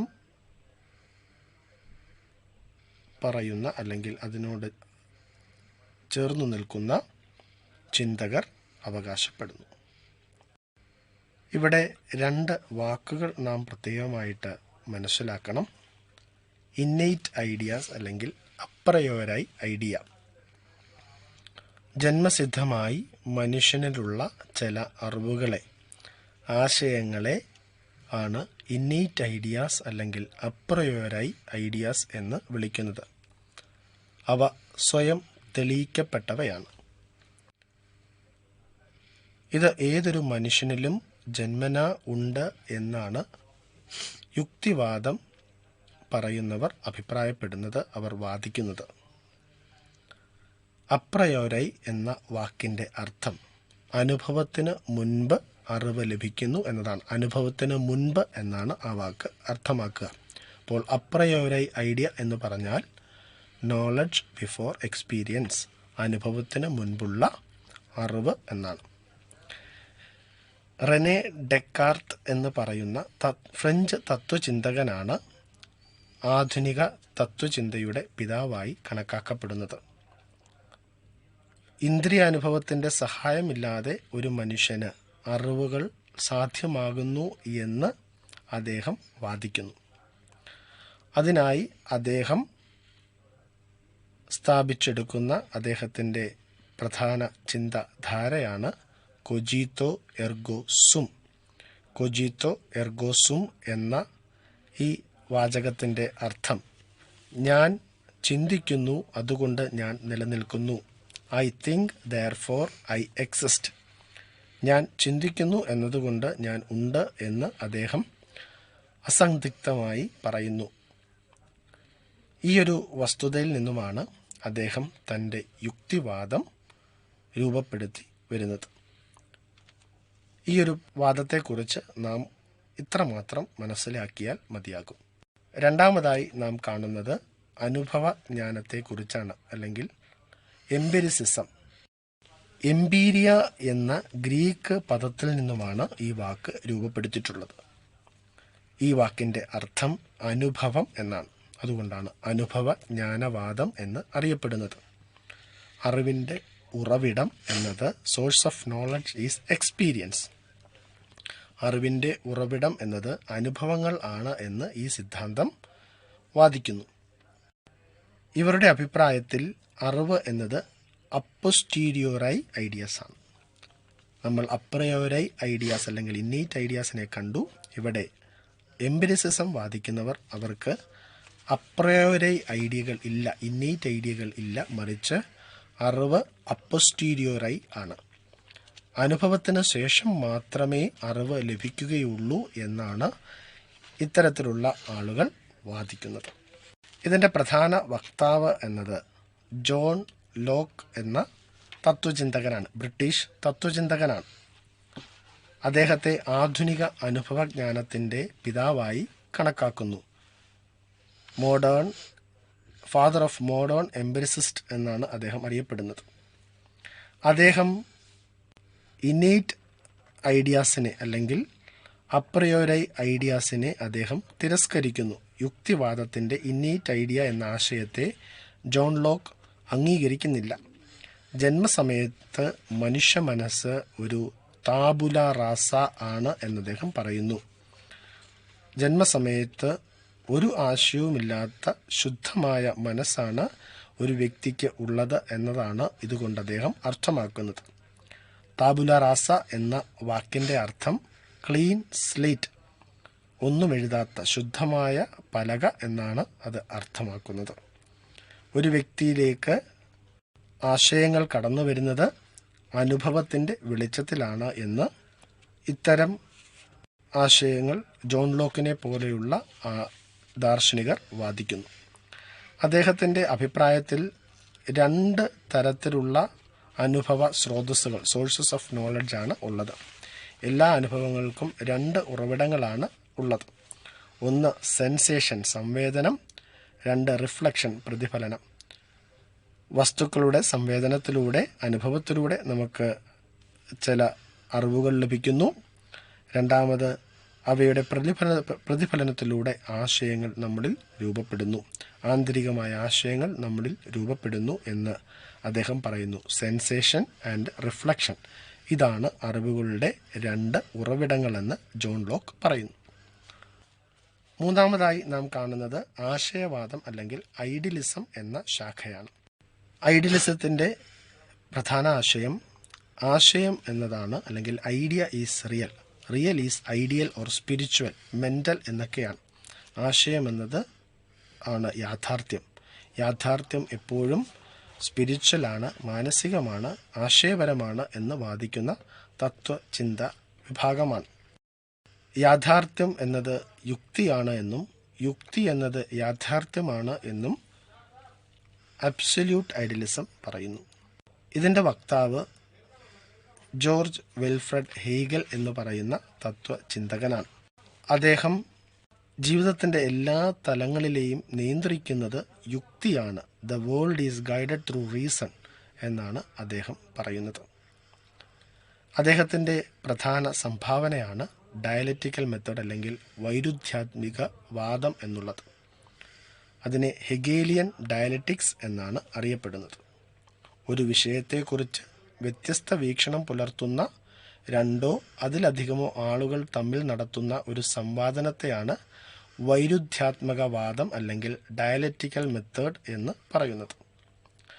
3 ഭാഗങ്ങളാണ്, പ്രക്രിയകളാണ് ഈ ഒരു വൈരുദ്ധ്യാത്മക വാദത്തിന്, ഡയലറ്റിക്കൽ മെത്തേഡിന് അദ്ദേഹം നിഷ്കർഷിക്കുന്നത്.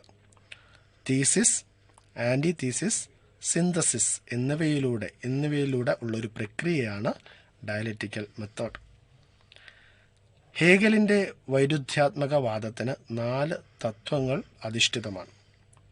എല്ലാ വസ്തുക്കളും കാലത്തിന് അധിഷ്ഠിതമായി നിലനിൽക്കുന്ന ക്ഷണികവും പരിമിതവുമായ വസ്തുക്കളാണ് എന്ന് അദ്ദേഹം പറയുന്നു. Everything is ട്രാൻഷ്യൻറ്റ്.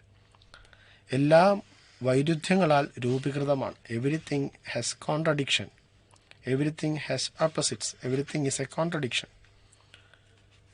പരിണാമകരമായ മാറ്റം ഗുണപരമായ മാറ്റത്തിന് കാരണമാകുന്നു. Quantitative development leads to qualitative development. 4-മതായി അദ്ദേഹം പറയുന്നു, ചേഞ്ച് സ്പൈറലാണ്, സർപ്പിളമാണ്.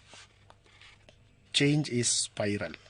അത് സർക്കുലർ അല്ല, മറിച്ച് അത് സ്പൈറലാണ്. ഒരു സ്പ്രിങ് പോകുന്നത് പോലെയാണ് മാറ്റം രൂപപ്പെട്ടുകൊണ്ടേ ഇരിക്കും. 4-മതായി നാം കാണുന്നത് മെറ്റീരിയലിസം അല്ലെങ്കിൽ ഭൗതികവാദം എന്ന ചിന്തയാണ്. കാൾ മാക്സ് ആണ് ഇതിൻ്റെ വക്താവ്. വൈരുദ്ധ്യാത്മിക ഭൗതികവാദം അല്ലെങ്കിൽ ഡയലറ്റിക്കൽ മെറ്റീരിയലിസം എന്നും ഇതറിയപ്പെടുന്നു. കാൾ മാക്സ് ജർമ്മൻ തത്വചിന്തകനാണ്, ഒരു ചരിത്രകാരനാണ്, വിപ്ലവകാരിയായ സോഷ്യലിസ്റ്റുമാണ്. കമ്മ്യൂണിസ്റ്റ് മാനിഫെസ്റ്റോ, ദാസ് ക്യാപിറ്റൽ എന്നിവ അദ്ദേഹത്തിൻ്റെ പ്രധാന കൃതികളാണ്. ഹെഗേലിയൻ ഡയലറ്റിക്സിനെ പരിഷ്കരിച്ച രൂപമാണ് കാൾ മാക്സിൻ്റെ ഡയലറ്റിക്കൽ മെറ്റീരിയലിസം എന്നുള്ളത്. It is a revised version of Hegel's dialectical absolute idealism അല്ലെങ്കിൽ ഹെഗേലിയൻ ഡയലറ്റിക്സ്. അത് തത്വചിന്തയുടെ ഒരു പ്രായോഗികമായ രൂപമാണ്, ഒരു പ്രാക്ടിക്കൽ സൈഡാണ്, പ്രാക്ടിക്കൽ ആപ്ലിക്കേഷനാണ്. സോഷ്യോ എക്കണോമിക് തലങ്ങളിൽ, സാമൂഹിക സാമ്പത്തിക തലങ്ങളിൽ ഹെഗേലിയൻ ഡയലറ്റിക്സിനെ അദ്ദേഹം ഉപയോഗിച്ചതാണ് ഡയലറ്റിക്കൽ മെറ്റീരിയലിസം എന്നത്. ഇവിടെ അദ്ദേഹം പരസ്പര ബന്ധം, വികസനം, പരിവർത്തനം എന്നീ 3 പ്രക്രിയകളെയാണ് ഊന്നി പറയുന്നത്. Inter relation, development and transformation are the 3 process in dialectical materialism. ഇത്രയുമാണ് 6-മത്തെ പാഠത്തിൽ നമുക്ക് പ്രധാനമായിട്ടും പഠിക്കുവാനായിട്ടുള്ള ആശയങ്ങൾ. നമുക്ക് 7-മത്തെ പാഠം ഒന്ന് മനസ്സിലാക്കാൻ ശ്രമിക്കാം. 7-മത്തെ പാഠത്തിൽ നിന്ന് 2 പ്രധാനപ്പെട്ട തത്വചിന്തകളാണ് നമുക്ക് പഠിക്കാനുള്ളത്. 7-മത്തെ പാഠത്തിൻ്റെ പേര് റീസെൻറ്റ് ട്രെൻഡ്സ് ഇൻ ഫിലോസഫി. തത്വശാസ്ത്രത്തിലെ പുതിയ പ്രവണതകളാണ്. ശരിക്കും എല്ലാത്തിലും പ്രവണതകളാണല്ലോ. തത്വശാസ്ത്രത്തിലും പ്രവണതകളുണ്ട്. 20-ാം നൂറ്റാണ്ടിൽ ഉടലെടുത്ത പല പ്രവണതകളെയും കുറിച്ച്, തത്വചിന്തകളെയും കുറിച്ച് നമ്മൾ ഇതിനകത്ത് പഠിക്കുമെങ്കിലും ഈ വർഷം നാം എക്സിസ്റ്റൻഷ്യലിസം, പ്രാഗ്മാറ്റിസം എന്നീ 2 ദർശനങ്ങളെക്കുറിച്ചാണ് നമുക്കിത് പഠിക്കാനുള്ളത്. നമുക്ക് പരീക്ഷയുമായി ബന്ധപ്പെട്ട് നമുക്ക് ഊന്നി പഠിക്കാനുള്ളത്. എക്സിസ്റ്റൻഷ്യലിസം, അസ്തിത്വവാദം എന്ന് മലയാളം പറയാം. ഓക്കെ, നാമുമായി ബന്ധപ്പെട്ട പല വാക്കുകളാണ് ഈ freedom, choice, will, anxiety, despair, dread, fear, anguish, death, authenticity, nothingness അഥവാ സ്വാതന്ത്ര്യം, തെരഞ്ഞെടുപ്പ്, ഉത്കണ്ഠ, നിരാശ, ഭയം, മരണം, ശൂന്യത, ആശങ്ക, വേദന, ആധികാരികത, ഇച്ഛ. മനുഷ്യൻ്റെ പല ഏരിയകളും ഇതൊക്കെയല്ല, അല്ലെങ്കിൽ നമ്മുടെ ചിന്തയാണ്, നമ്മുടെ വൈകാരികമായിട്ടുള്ളതും ആധ്യാത്മികമായിട്ടുള്ളതും യുക്തിപരമായിട്ടുള്ള പല ഭാഗങ്ങളായി ഇവയെല്ലാം മനുഷ്യനുമായി ബന്ധപ്പെട്ടാണ് നിൽക്കുന്നത്. എക്സിസ്റ്റൻഷ്യലിസത്തിൻ്റെ പ്രാധാന്യം എന്ന് പറഞ്ഞത് അതാണ്. മനുഷ്യനുമായി ബന്ധപ്പെട്ട് ഉള്ള തത്വചിന്തയാണ്. ഇതുവരെ നാം കണ്ട തത്വചിന്തകളിലെല്ലാം ഒരുപക്ഷെ മനുഷ്യനെ അന്യം നിധിക്കുകയാണ്. യുക്തിചിന്തയും അതുപോലെ അനുഭവവും ആദ്യമുണ്ടായ പദാർത്ഥവേദ്, ആത്മൻ, ബ്രഹ്മൻ, ഇങ്ങനെയൊക്കെയുള്ള കോൺസെപ്റ്റൊക്കെ എല്ലാം എവിടെയാണ് മനുഷ്യന് സ്ഥാനം? അപ്പോൾ എക്സിസ്റ്റൻഷ്യലിസം പക്ഷേ ഇതിൽ നിന്ന് വിഭിന്നമായിട്ട് മനുഷ്യനെ കേന്ദ്രീകരിച്ചുള്ള ഒരു ദാർശനിക ചിന്തയാണ്. രണ്ട് വിഭാഗങ്ങളായിട്ട് എക്സിസ്റ്റൻഷ്യലിസം മാറുകയാണ്. ദൈവവിശ്വാസികളെയും നിരീശ്വരവാദികളും, ഈശ്വരവാദികളും നിരീശ്വരവാദികളും, അങ്ങനെ രണ്ട് വിഭാഗമായിട്ട് പിൽക്കാലത്ത് എക്സിസ്റ്റൻഷ്യലിസം തിരിയുന്നുണ്ട്. ഈ പറഞ്ഞല്ലോ 20-ാം നൂറ്റാണ്ടിൽ ഉടലെടുത്ത തത്വചിന്തയാണെന്ന്. ഒരു ഡാനിഷ് തത്വചിന്തകൻ, 19-ാം നൂറ്റാണ്ടിൻ്റെ ജീവിച്ചിരുന്ന ഡാനിഷ് തത്വചിന്തകനാണ് സൊറൻ കിർക്കാറ്. അദ്ദേഹത്തെയാണ് ഫാദർ ഓഫ് എക്സിസ്റ്റൻഷ്യലിസം എന്നൊക്കെ വിളിക്കുന്നത്. രണ്ട് തരം തത്വചിന്തകരുണ്ടായാലും ഇവർക്കെല്ലാം പൊതുവായി 6 സ്വഭാവമുണ്ട്. അത് പരീക്ഷയ്ക്ക് ചോദിക്കാവുന്നൊരു ചോദ്യമാണ്. രണ്ട് തരം ചിന്തകരെ വ്യത്യസ്തമായിട്ടും ചോദിക്കാം. തീയിസ്റ്റിക് എക്സിസ്റ്റൻഷ്യലിസ്റ്റുകൾ ആരൊക്കെ, എത്തീസ്റ്റിക് എക്സിസ്റ്റൻഷ്യലിസ്റ്റുകൾ ആരൊക്കെ പഠിച്ചു വെക്കണം നമ്മൾ. അതായത് സാർത്ത്, ആൽബർട്ട് കാമസ്, ദീഷെ, ഇവർ മൂന്നും തീയിസ്റ്റിക് എത്തീസ്റ്റിക്കാ, ഈശ്വരനിൽ വിശ്വസിക്കുന്നില്ല, നിരീശ്വരവാദികളാണ്. എന്നാൽ കിർഗോർ, ജാസ്പർ, മാർസൽ ഇവർ മൂന്നും തീയിസ്റ്റിക്കാ, ഈശ്വര വിശ്വാസികളാണ്. അപ്പോൾ ഇതും ചോദ്യത്തിന് വിധേയമാകാം.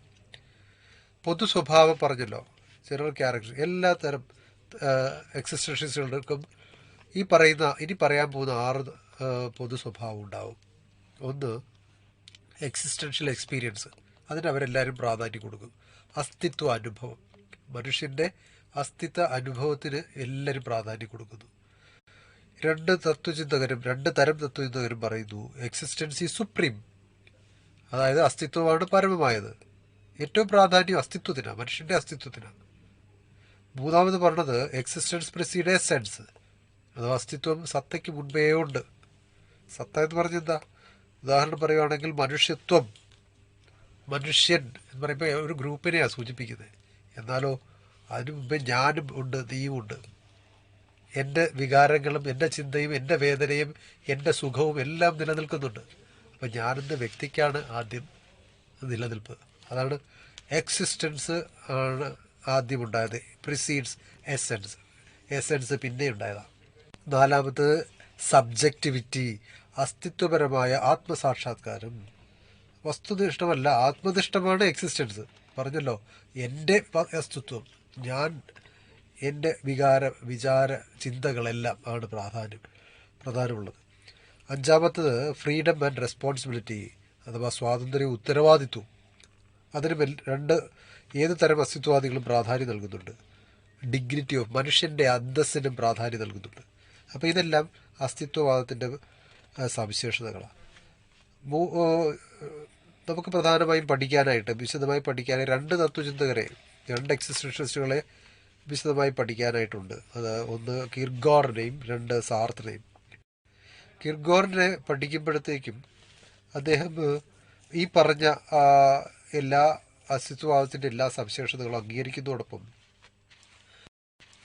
അദ്ദേഹത്തിൻ്റെ ഒരു സംഭാവനയാണ് ഈ മനുഷ്യൻ്റെ പുരോഗതിക്ക്, മനുഷ്യൻ്റെ ആത്മനിഷ്ഠമായ പുരോഗതിക്ക് 3 ഘട്ടങ്ങളുണ്ടെന്ന് പറയുക. ഒന്ന് എയ്സ്തെറ്റിക് സ്റ്റേജ്, 2 എത്തിക്കൽ സ്റ്റേജ്, 3 റിലീജിയസ് സ്റ്റേജ്. ഇതും നിങ്ങൾ ഓർത്തു വയ്ക്കേണ്ടതാണ്.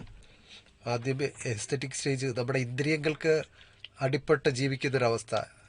എത്തിക്കൽ സ്റ്റേജ് നമ്മുടെ ബോധത്തിന്, നമ്മുടെ യുക്തിചിന്തയ്ക്ക് അടിസ്ഥാനപ്പെട്ട് ജീവിക്കുന്ന അവസ്ഥ. 3 റിലീജിയസ് സ്റ്റേജ്, ദൈവീകമായ അവസ്ഥയ്ക്ക്, ദൈവചിന്തയ്ക്ക് അടിപ്പെട്ട് ജീവിക്കുന്ന മൂന്നാമത്തെ അവസ്ഥ. ഇങ്ങനെ 3 അവസ്ഥകളുണ്ടെന്ന് കിർഗോർ പറയുന്നു.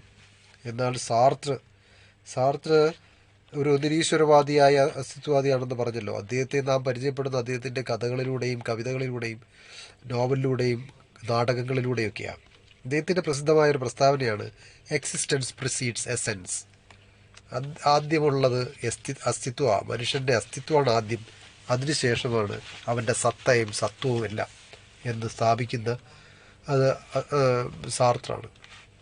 അദ്ദേഹത്തിൻ്റെ മറ്റൊരു പ്രസ്താവനയാണ് ദർ ഇസ് നോ ഗോഡ്. ദൈവമില്ല. എല്ലാവർക്കും ഇഷ്ടപ്പെടത്തില്ല ഇങ്ങനെ പറയുമ്പോൾ. അപ്പോൾ ദൈവമില്ല എന്ന് പ്രഖ്യാപിക്കുന്ന ഒരു തത്വചിന്തകൻ. അത് നമുക്ക് ദൈവത്തിന് വേണ്ടിയല്ല നാം ജീവിക്കേണ്ടത് മനുഷ്യന് വേണ്ടിയാണ്. മനുഷ്യൻ്റെ അവൻ്റെ അസ്തിത്വത്തെക്കുറിച്ച് ചിന്തിക്കുക, അതാണ് അദ്ദേഹം അർത്ഥമാക്കുന്നത്. മറ്റൊരു പ്രധാനപ്പെട്ട പോയിന്റ് എന്ന് പറയുമ്പോൾ എക്സിസ്റ്റൻസ് എന്ന് പറയുന്നത് സബ്ജക്റ്റീവാണ്, വസ്തുനിഷ്ഠമല്ല, ആത്മനിഷ്ഠമാണ്. ഈ എക്സിസ്റ്റൻസ് അഥവാ അസ്തിത്വം എന്ന് പറയുന്നതും അദ്ദേഹം പ്രഖ്യാപിക്കുക. മറ്റൊരു പ്രസിദ്ധമായ അദ്ദേഹത്തിൻ്റെ പ്രസ്താവന ഓർക്കേണ്ടതുണ്ട്. Man is condemned to be free.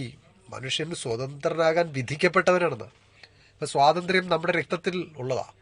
സ്വാതന്ത്ര്യത്തെയും അദ്ദേഹം മാനിക്കുന്നു. അദ്ദേഹം മനുഷ്യൻ്റെ അസ്തിത്വത്തോടൊപ്പം നിലനിൽക്കുന്ന ഒന്നാണ് സ്വാതന്ത്ര്യം എന്ന് അദ്ദേഹം പ്രഖ്യാപിക്കുകയാണ് ചെയ്തത്. ഇതൊക്കെയാണ് എക്സിസ്റ്റൻഷ്യലിസത്തിൽ നാം പ്രധാനമായിട്ടും നോക്കേണ്ടത്. ഇതിൻ്റെ എല്ലാ ഏരിയയിൽ നിന്നും ചോദ്യങ്ങൾ വരാം. ചോദ്യം ചോദിക്കുക, ദർ ഈസ് നോ ഗോഡ് എന്ന് പറഞ്ഞ ഒരു തത്വചിന്തകൻ, ദാർശനികൻ അല്ലെങ്കിൽ എക്സിസ്റ്റൻഷ്യലിസ്റ്റ് ആര്? Man is condemned to be free എന്ന് പ്രഖ്യാപിച്ചത് ആര്? ഇതൊക്കെയെല്ലാം ചോദ്യത്തിന് വിധേയമാകാവുന്ന. നിങ്ങൾ അത്തരത്തിലെല്ലാം നിങ്ങൾ ചോദ്യവും ഉത്തരവുമൊക്കെ തയ്യാറാക്കുക. പ്രാഗ്മാറ്റിസം. പ്രാഗ്മ എന്ന ഗ്രീക്ക് വാക്കിൽ നിന്നാണ് പ്രാഗ്മാറ്റിസം എന്ന വാക്ക് രൂപപ്പെട്ടത്. പ്രാക്ടിക്കൽ യൂട്ടിലിറ്റി, പ്രായോഗിക ഉപയോക്തതയാണ് ആ വാക്കിൻ്റെ അർത്ഥം. Charles Sanders Peirce, William James, John Dewey എന്നീ 3 തത്വചിന്തകളുടെ പേരായത്. ഇവർ 3 വളരെ പ്രധാനികളാണ്. പ്രാഗ്മാറ്റിസത്തിൻ്റെ പ്രധാന വക്താക്കളാണ് ഇവർ. യൂറോപ്പിലും അമേരിക്കയിലും രൂപപ്പെട്ടൊരു തത്വചിന്താ രൂപമാണിത്. ഇത് വരുന്നത് ഈ യൂറോപ്പിലും അമേരിക്കയിലുമൊക്കെ നിലനിന്നിരുന്ന മെറ്റാഫിസിക്കൽ ട്രഡീഷനെ എതിർത്തുകൊണ്ട് വരുന്ന ഒരു തത്വചിന്തയാണ്. പറയുന്നത് ഒരു ദർശനം അഥവാ ഒരു തിയറി, ഒരു സിദ്ധാന്തത്തിന് എപ്പോഴാണ് മൂല്യമുള്ളത്? ഒരു സിദ്ധാന്തം നമുക്ക് ഗുണപരമെന്ന് എങ്ങനെ പറയാൻ കഴിയും? പ്രാഗ്മാറ്റിസം പറയുന്നത് അതിൽ നിന്ന് എന്തെങ്കിലും നമുക്ക് മൂല്യം കിട്ടുന്നുണ്ടെങ്കിൽ, പ്രായോഗികമായി എന്തെങ്കിലും ഉപയോഗം ഉണ്ടെങ്കിൽ ആ സിദ്ധാന്തം, ആ തിയറി നല്ലതാണ്. പ്രാഗ്മാറ്റിസം പറയുന്നത് മെറ്റാഫിസിക്സ് എന്ത് ഉപയോഗമാണ് നമുക്ക് തരുന്നത്? ഒരു ഉപയോഗമില്ല, അതുകൊണ്ട് അർത്ഥശൂന്യമാണ്, മീനിങ്ലെസ്സാ എന്ന് പറഞ്ഞ് തള്ളിക്കളയുകയാണ് മെറ്റാഫിസിക്സിനെ. അതുതന്നെയാണ് ഇവിടെ പ്രധാന ലക്ഷ്യവും, മെറ്റാഫിസിക്സിനെ തള്ളിക്കളയാനായിട്ട് ഒരു സിദ്ധാന്തം. അപ്പോൾ ഉപയോഗമുള്ളത് നല്ലത്, ഉപയോഗമില്ലാത്തത് നല്ലതല്ല എന്ന ഒരു ചിന്തയാണ് പ്രാഗ്മാറ്റിക് തിയറിക്കുള്ളത്. അപ്പോൾ സിദ്ധാന്തത്തിന്, ഏത് സിദ്ധാന്തവും നല്ലതാണെന്ന് പറയണമെങ്കിൽ അതെന്ത് ചെയ്തിരിക്കണം? ഒരു പ്രോബ്ലം സോൾവിങ് ആയിരിക്കണം. നമ്മുടെ പ്രശ്നങ്ങളെ പരിഹരിക്കുന്നതാണെങ്കിൽ ആ ഒരു സിദ്ധാന്തം നല്ലത്, അല്ലെങ്കിൽ അത് നല്ലതല്ല. അപ്പോൾ ഇതാണ് പ്രാഗ്മാറ്റിസത്തിൻ്റെ ഒരു രത്നച്ചുരുക്കം. നമുക്ക് ഇതിനെക്കുറിച്ച് വിശദമായും പുസ്തകത്തിലൂടെയൊക്കെ വായിച്ച് മനസ്സിലാക്കാനായിട്ട് ശ്രമിക്കാം. അടുത്ത അധ്യായത്തിലേക്ക് നമുക്ക് കടക്കാം. 8ാമത്തെ അധ്യായം ഫിലോസഫിയുടെ മറ്റൊരു ശാഖയെ അടിസ്ഥാനപ്പെടുത്തിയുള്ളതാണ്. 1ാം വർഷം നാം പഠിച്ചതുപോലെ ഫിലോസഫിയുടെ ശാഖകളിൽ ഒന്നായ ആക്സിയോളജിയിൽ കടന്നുവരുന്ന എത്തിക്സ് എന്ന വിഷയത്തെ ശാഖയെ അടിസ്ഥാനപ്പെടുത്തിയിട്ടുള്ളതാണ് നാം പഠിക്കുന്ന അടുത്ത 2 പാഠങ്ങൾ. 8ാമത്തെ പാഠത്തിൽ എന്താണ് നീതിശാസ്ത്രം, എത്തിക്സ് അല്ലെങ്കിൽ ധാർമ്മിക ശാസ്ത്രം എന്ന് നാം മനസ്സിലാക്കുന്നു. അതിൻ്റെ അർത്ഥവും നിർവചനവും ആണ് ഇവിടെ പ്രധാനപ്പെട്ട ആശയങ്ങളായി നാം കാണുക. ഈത്തോസ് എന്ന പദത്തിൽ നിന്നുമാണ് എത്തിക്സ് എന്ന വാക്ക് വന്നിട്ടുള്ളത്. ഈത്തോസ് എന്ന വാക്കിൻ്റെ അർത്ഥം കസ്റ്റം, ആചാരം, ഹാബിറ്റ്, ശീലം എന്നൊക്കെയാണ്. മോഴ്സ് എന്ന ലാറ്റിൻ പദത്തിൽ നിന്നുമാണ് മോറൽ എന്ന വാക്ക് എടുത്തിട്ടുള്ളത്. അതുകൊണ്ട് എത്തിക്സിനെ മോറൽ ഫിലോസഫി എന്നും അറിയപ്പെടുന്നു. മോഴ്സ് എന്ന വാക്കിൻ്റെ അർത്ഥവും കസ്റ്റം, ഹാബിറ്റ്, ആചാരം, ശീലം, സ്വഭാവം എന്നൊക്കെ തന്നെയാണ്. പ്രശസ്തനായ മക്കൻസി എന്ന തത്വചിന്തകൻ നീതിശാസ്ത്രത്തിന് 2 നിർവചനങ്ങൾ നൽകിയിട്ടുണ്ട്. ഈ നിർവചനങ്ങൾ പഠിക്കേണ്ടതാണ്. എന്താണ് നീതിശാസ്ത്രമെന്നോ അല്ലെങ്കിൽ നീതിശാസ്ത്രത്തിന് നൽകപ്പെട്ടിട്ടുള്ള നിർവചനങ്ങൾ ഏതൊക്കെ എന്ന ചോദ്യങ്ങൾക്ക് ഈ ഉത്തരമാണ് എഴുതേണ്ടത്. മനുഷ്യ സ്വഭാവത്തിൻ്റെ ശരി, നന്മ എന്നിവയെക്കുറിച്ച് പഠിക്കുന്ന ശാസ്ത്രമാണ് നീതിശാസ്ത്രം. Ethics is a study of right and wrong of human conduct. മറ്റൊരു നിർവചനം ഇപ്രകാരമാണ്: മനുഷ്യ ജീവിതത്തിൽ ഉൾപ്പെടുന്ന ആദർശങ്ങളെക്കുറിച്ച് പഠിക്കുന്ന ശാസ്ത്രമാണ് നീതിശാസ്ത്രം. Ethics is a science of ideals and norms involved in human life. ഈ പാഠത്തിൽ മറ്റൊരു പ്രധാന ആശയമായി നാം കാണുന്നത് വെർച്യൂസ്, ഗുണങ്ങൾ എന്ന ആശയമാണ്, അല്ലെങ്കിൽ പുണ്യങ്ങൾ എന്ന് നമുക്ക് അതിനെ വിളിക്കാം. ധാർമ്മിക മികവിനെയാണ് ഗുണം അല്ലെങ്കിൽ പുണ്യം എന്ന് പറയുന്നത്. Virtue is moral excellence.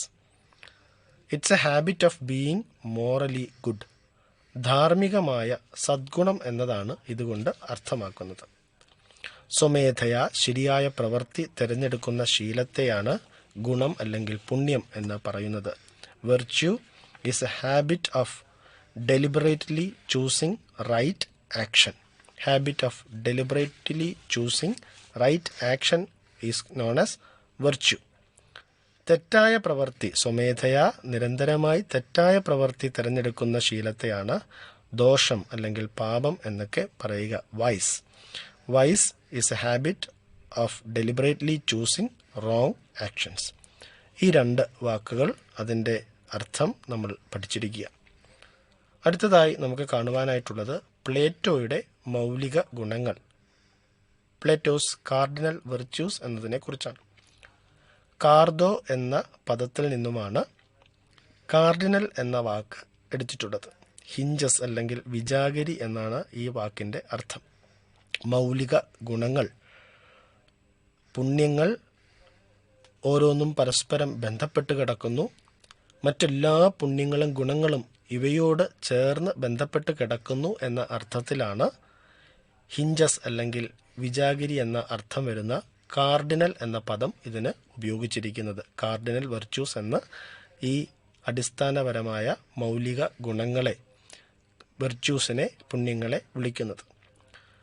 4 മൗലിക ഗുണങ്ങളാണ് ഉള്ളത് എന്ന് പ്ലേറ്റോ അഭിപ്രായപ്പെടുന്നു.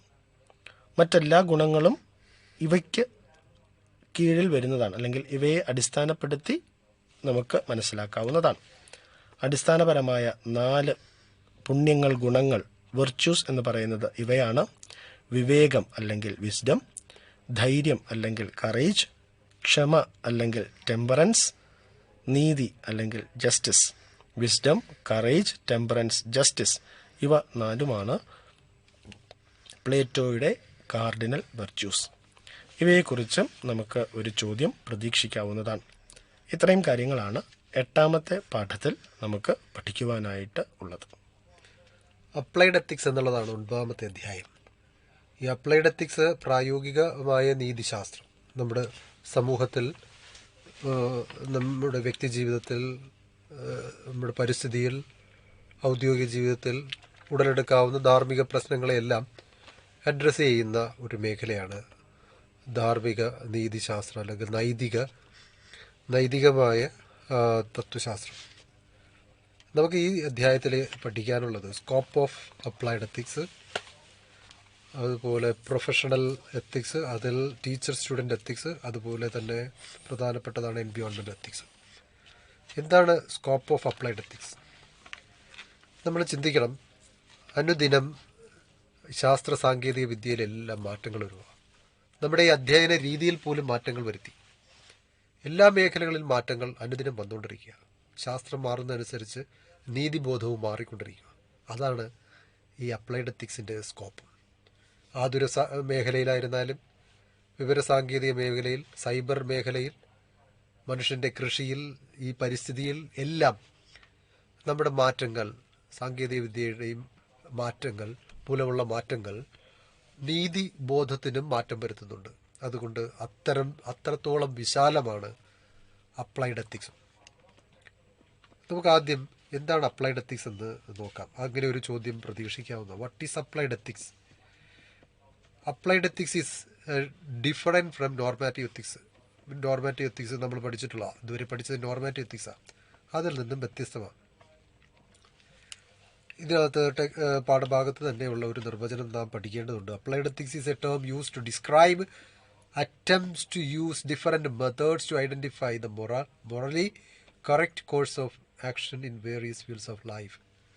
മനുഷ്യൻ്റെ വിവിധ മേഖലയിൽ ഉൾപ്പെടുന്ന ധാർമ്മിക പ്രശ്നങ്ങളെ കണ്ടുപിടിച്ച് പരിഹരിക്കാൻ ശ്രമിക്കുന്ന ഒരു നീതിശാസ്ത്രമാണ് അപ്ലൈഡ് എത്തിക്സ്. അപ്പോൾ ഇത് നാം പഠിക്കണം. ഈ ഒരു ഡെഫിനിഷൻ പഠിച്ചു വയ്ക്കുക, പരീക്ഷയ്ക്ക് ചോദ്യമായിട്ട് വരാം.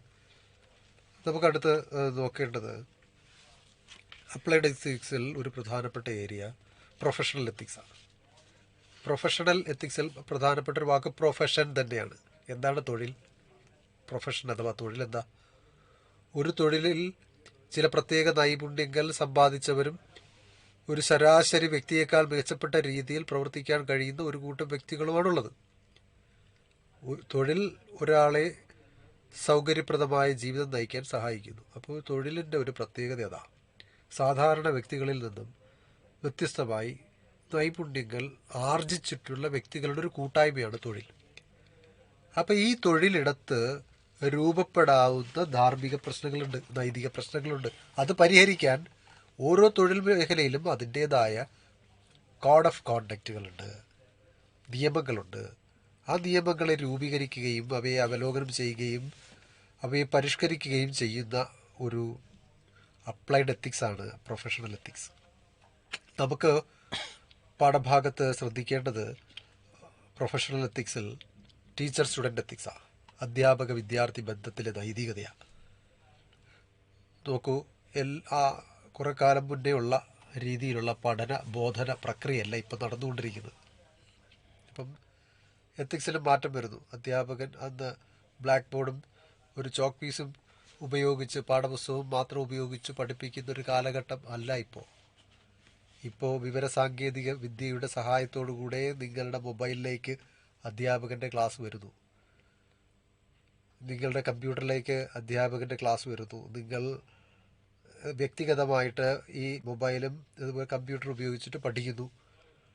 അവിടെയുള്ള ധാർമ്മിക പ്രശ്നങ്ങളൊക്കെ ഇപ്പോൾ മാറ്റമുണ്ട്. പണ്ട് ചോക്കും ബ്ലാക്ക് ബോർഡ് ഉപയോഗിച്ച് പഠിപ്പിച്ചതുപോലെയല്ല, അന്നുണ്ടായിരുന്ന ധാർമ്മിക പ്രശ്നങ്ങളല്ല ഇപ്പോൾ. അപ്പോൾ ഇവിടെ ഉടലെടുക്കാവുന്ന ധാർമ്മിക പ്രശ്നങ്ങളുടെ സാധ്യതകൾ എന്താണെന്ന് വ്യക്തമായി ബോധ്യപ്പെടുന്നവരല്ല നിങ്ങൾ.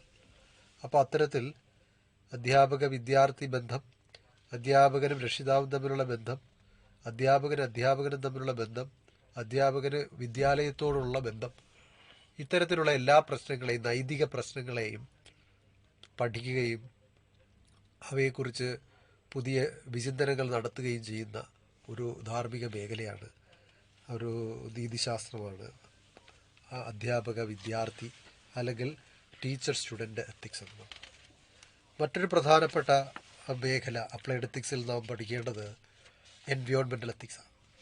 ഞാൻ പറഞ്ഞല്ലോ, വിവരസാങ്കേതിക വിദ്യ മാത്രമല്ല, നമ്മുടെ ശാസ്ത്ര സാങ്കേതിക മേഖലകളിലുള്ള മികവ് നമ്മുടെ പരിസ്ഥിതിയെയും അഡ്വേഴ്സായിട്ട് അഫക്റ്റ് ചെയ്തിട്ടുണ്ട്, അതിനെ പ്രതികൂലമായി ബാധിച്ചിട്ടുണ്ട് വളരെയധികം. നമുക്ക് ഒരുപക്ഷെ പരിഹരിക്കാൻ കഴിയാത്ത വിധം പരിസ്ഥിതിയെ നാം പ്രതികൂലമായ അവസ്ഥയിൽ കൊണ്ടെത്തിച്ചിരിക്കുക. അത് തിരിച്ച് നമുക്ക് തന്നെ ദോഷമായി വരുന്നൊരവസ്ഥയുണ്ട്.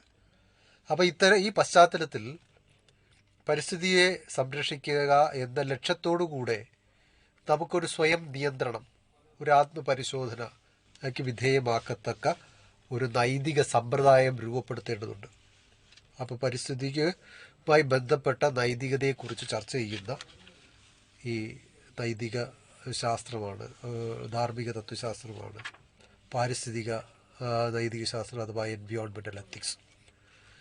ഇവയിൽ നിന്നെല്ലാം നമുക്ക് ചോദ്യം വരാം, വിശദീകരിക്കാൻ പാരിസ്ഥിതിക നൈതികതയെക്കുറിച്ച് അല്ലെങ്കിൽ ഒരു പരിസ്ഥിതി തത്വശാസ്ത്രത്തിൻ്റെ പങ്കിനെക്കുറിച്ചൊക്കെ എല്ലാം വിശദമായ ചോദ്യം ചിലപ്പോൾ പ്രതീക്ഷിക്കാം, ഒരു എസ്സേ പ്രതീക്ഷിക്കാം.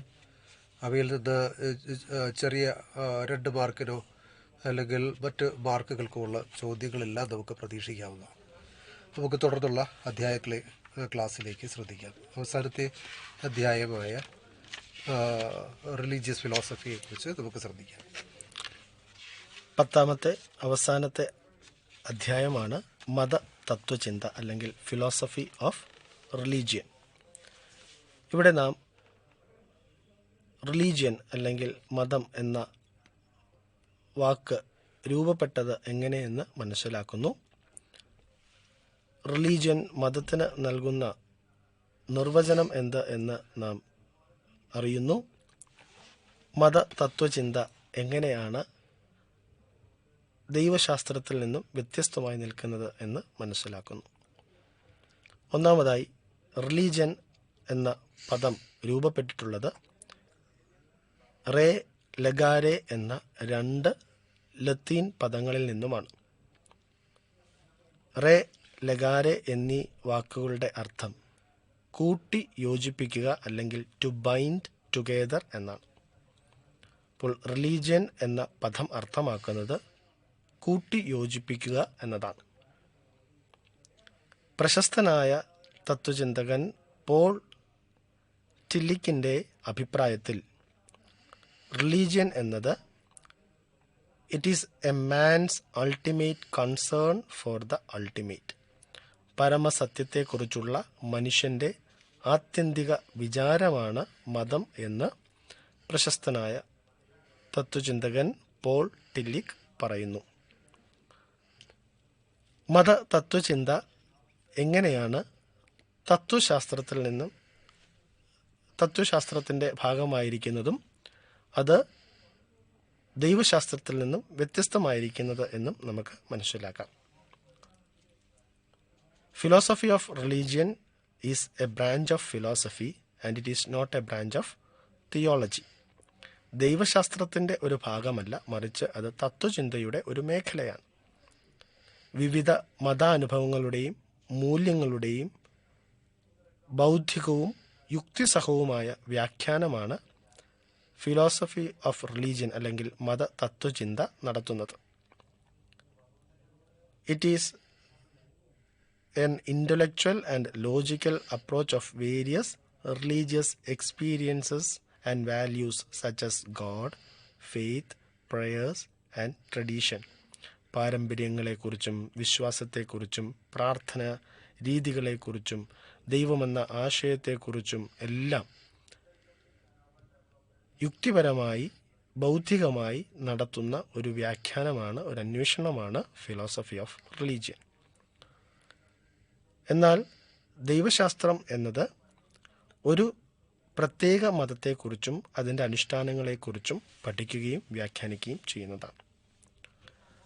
വ്യത്യസ്ത മതങ്ങളെക്കുറിച്ചും അതിൻ്റെ ആശയങ്ങളെക്കുറിച്ചും പഠിക്കുന്ന ഒരു ചിന്താശാഖ ആയതുകൊണ്ട് മതതത്വചിന്തയെ ഫിലോസഫി ഓഫ് റിലീജിയനെ മെറ്റാ തിയോളജി എന്നും അറിയപ്പെടുന്നു.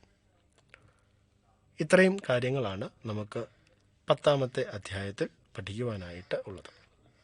ഇതോടെ നമ്മുടെ 2ാം വർഷത്തിലെ ഫിലോസഫിയുടെ ഫോക്കസ് ഏരിയ എല്ലാം തന്നെ നാം കണ്ടു കഴിഞ്ഞു. മാർച്ച് 17 മുതൽ ആരംഭിക്കുന്ന നമ്മുടെ പരീക്ഷയ്ക്ക് നിങ്ങൾക്കെല്ലാവിധമായ ഭാവുകങ്ങളും നേരുന്നു. പരീക്ഷയുടെ എല്ലാവിധമായ ആകുലതകളും അസ്വസ്ഥതകളും ഭയപ്പാടുകളുമൊക്കെ നമ്മളുടെ ഈ ഒരു ചർച്ചയിലൂടെ, ഈ ഒരു ക്ലാസ്സിലൂടെ നിങ്ങൾക്ക് ഉണ്ടായി എന്ന് ഞങ്ങൾ വിശ്വസിക്കുന്നു. എല്ലാവിധമായ നന്മകളും ആശംസിക്കുന്നു. നന്ദി, നമസ്കാരം. ഇപ്പോൾ നിങ്ങൾ കേട്ടത് ഫോക്കസ് ഏരിയയെ അധികരിച്ചുള്ള കൈറ്റ് വിക്ടേഴ്സ് തയ്യാറാക്കിയ ഫസ്റ്റ് ബെൽ ഓഡിയോ ക്ലാസ്.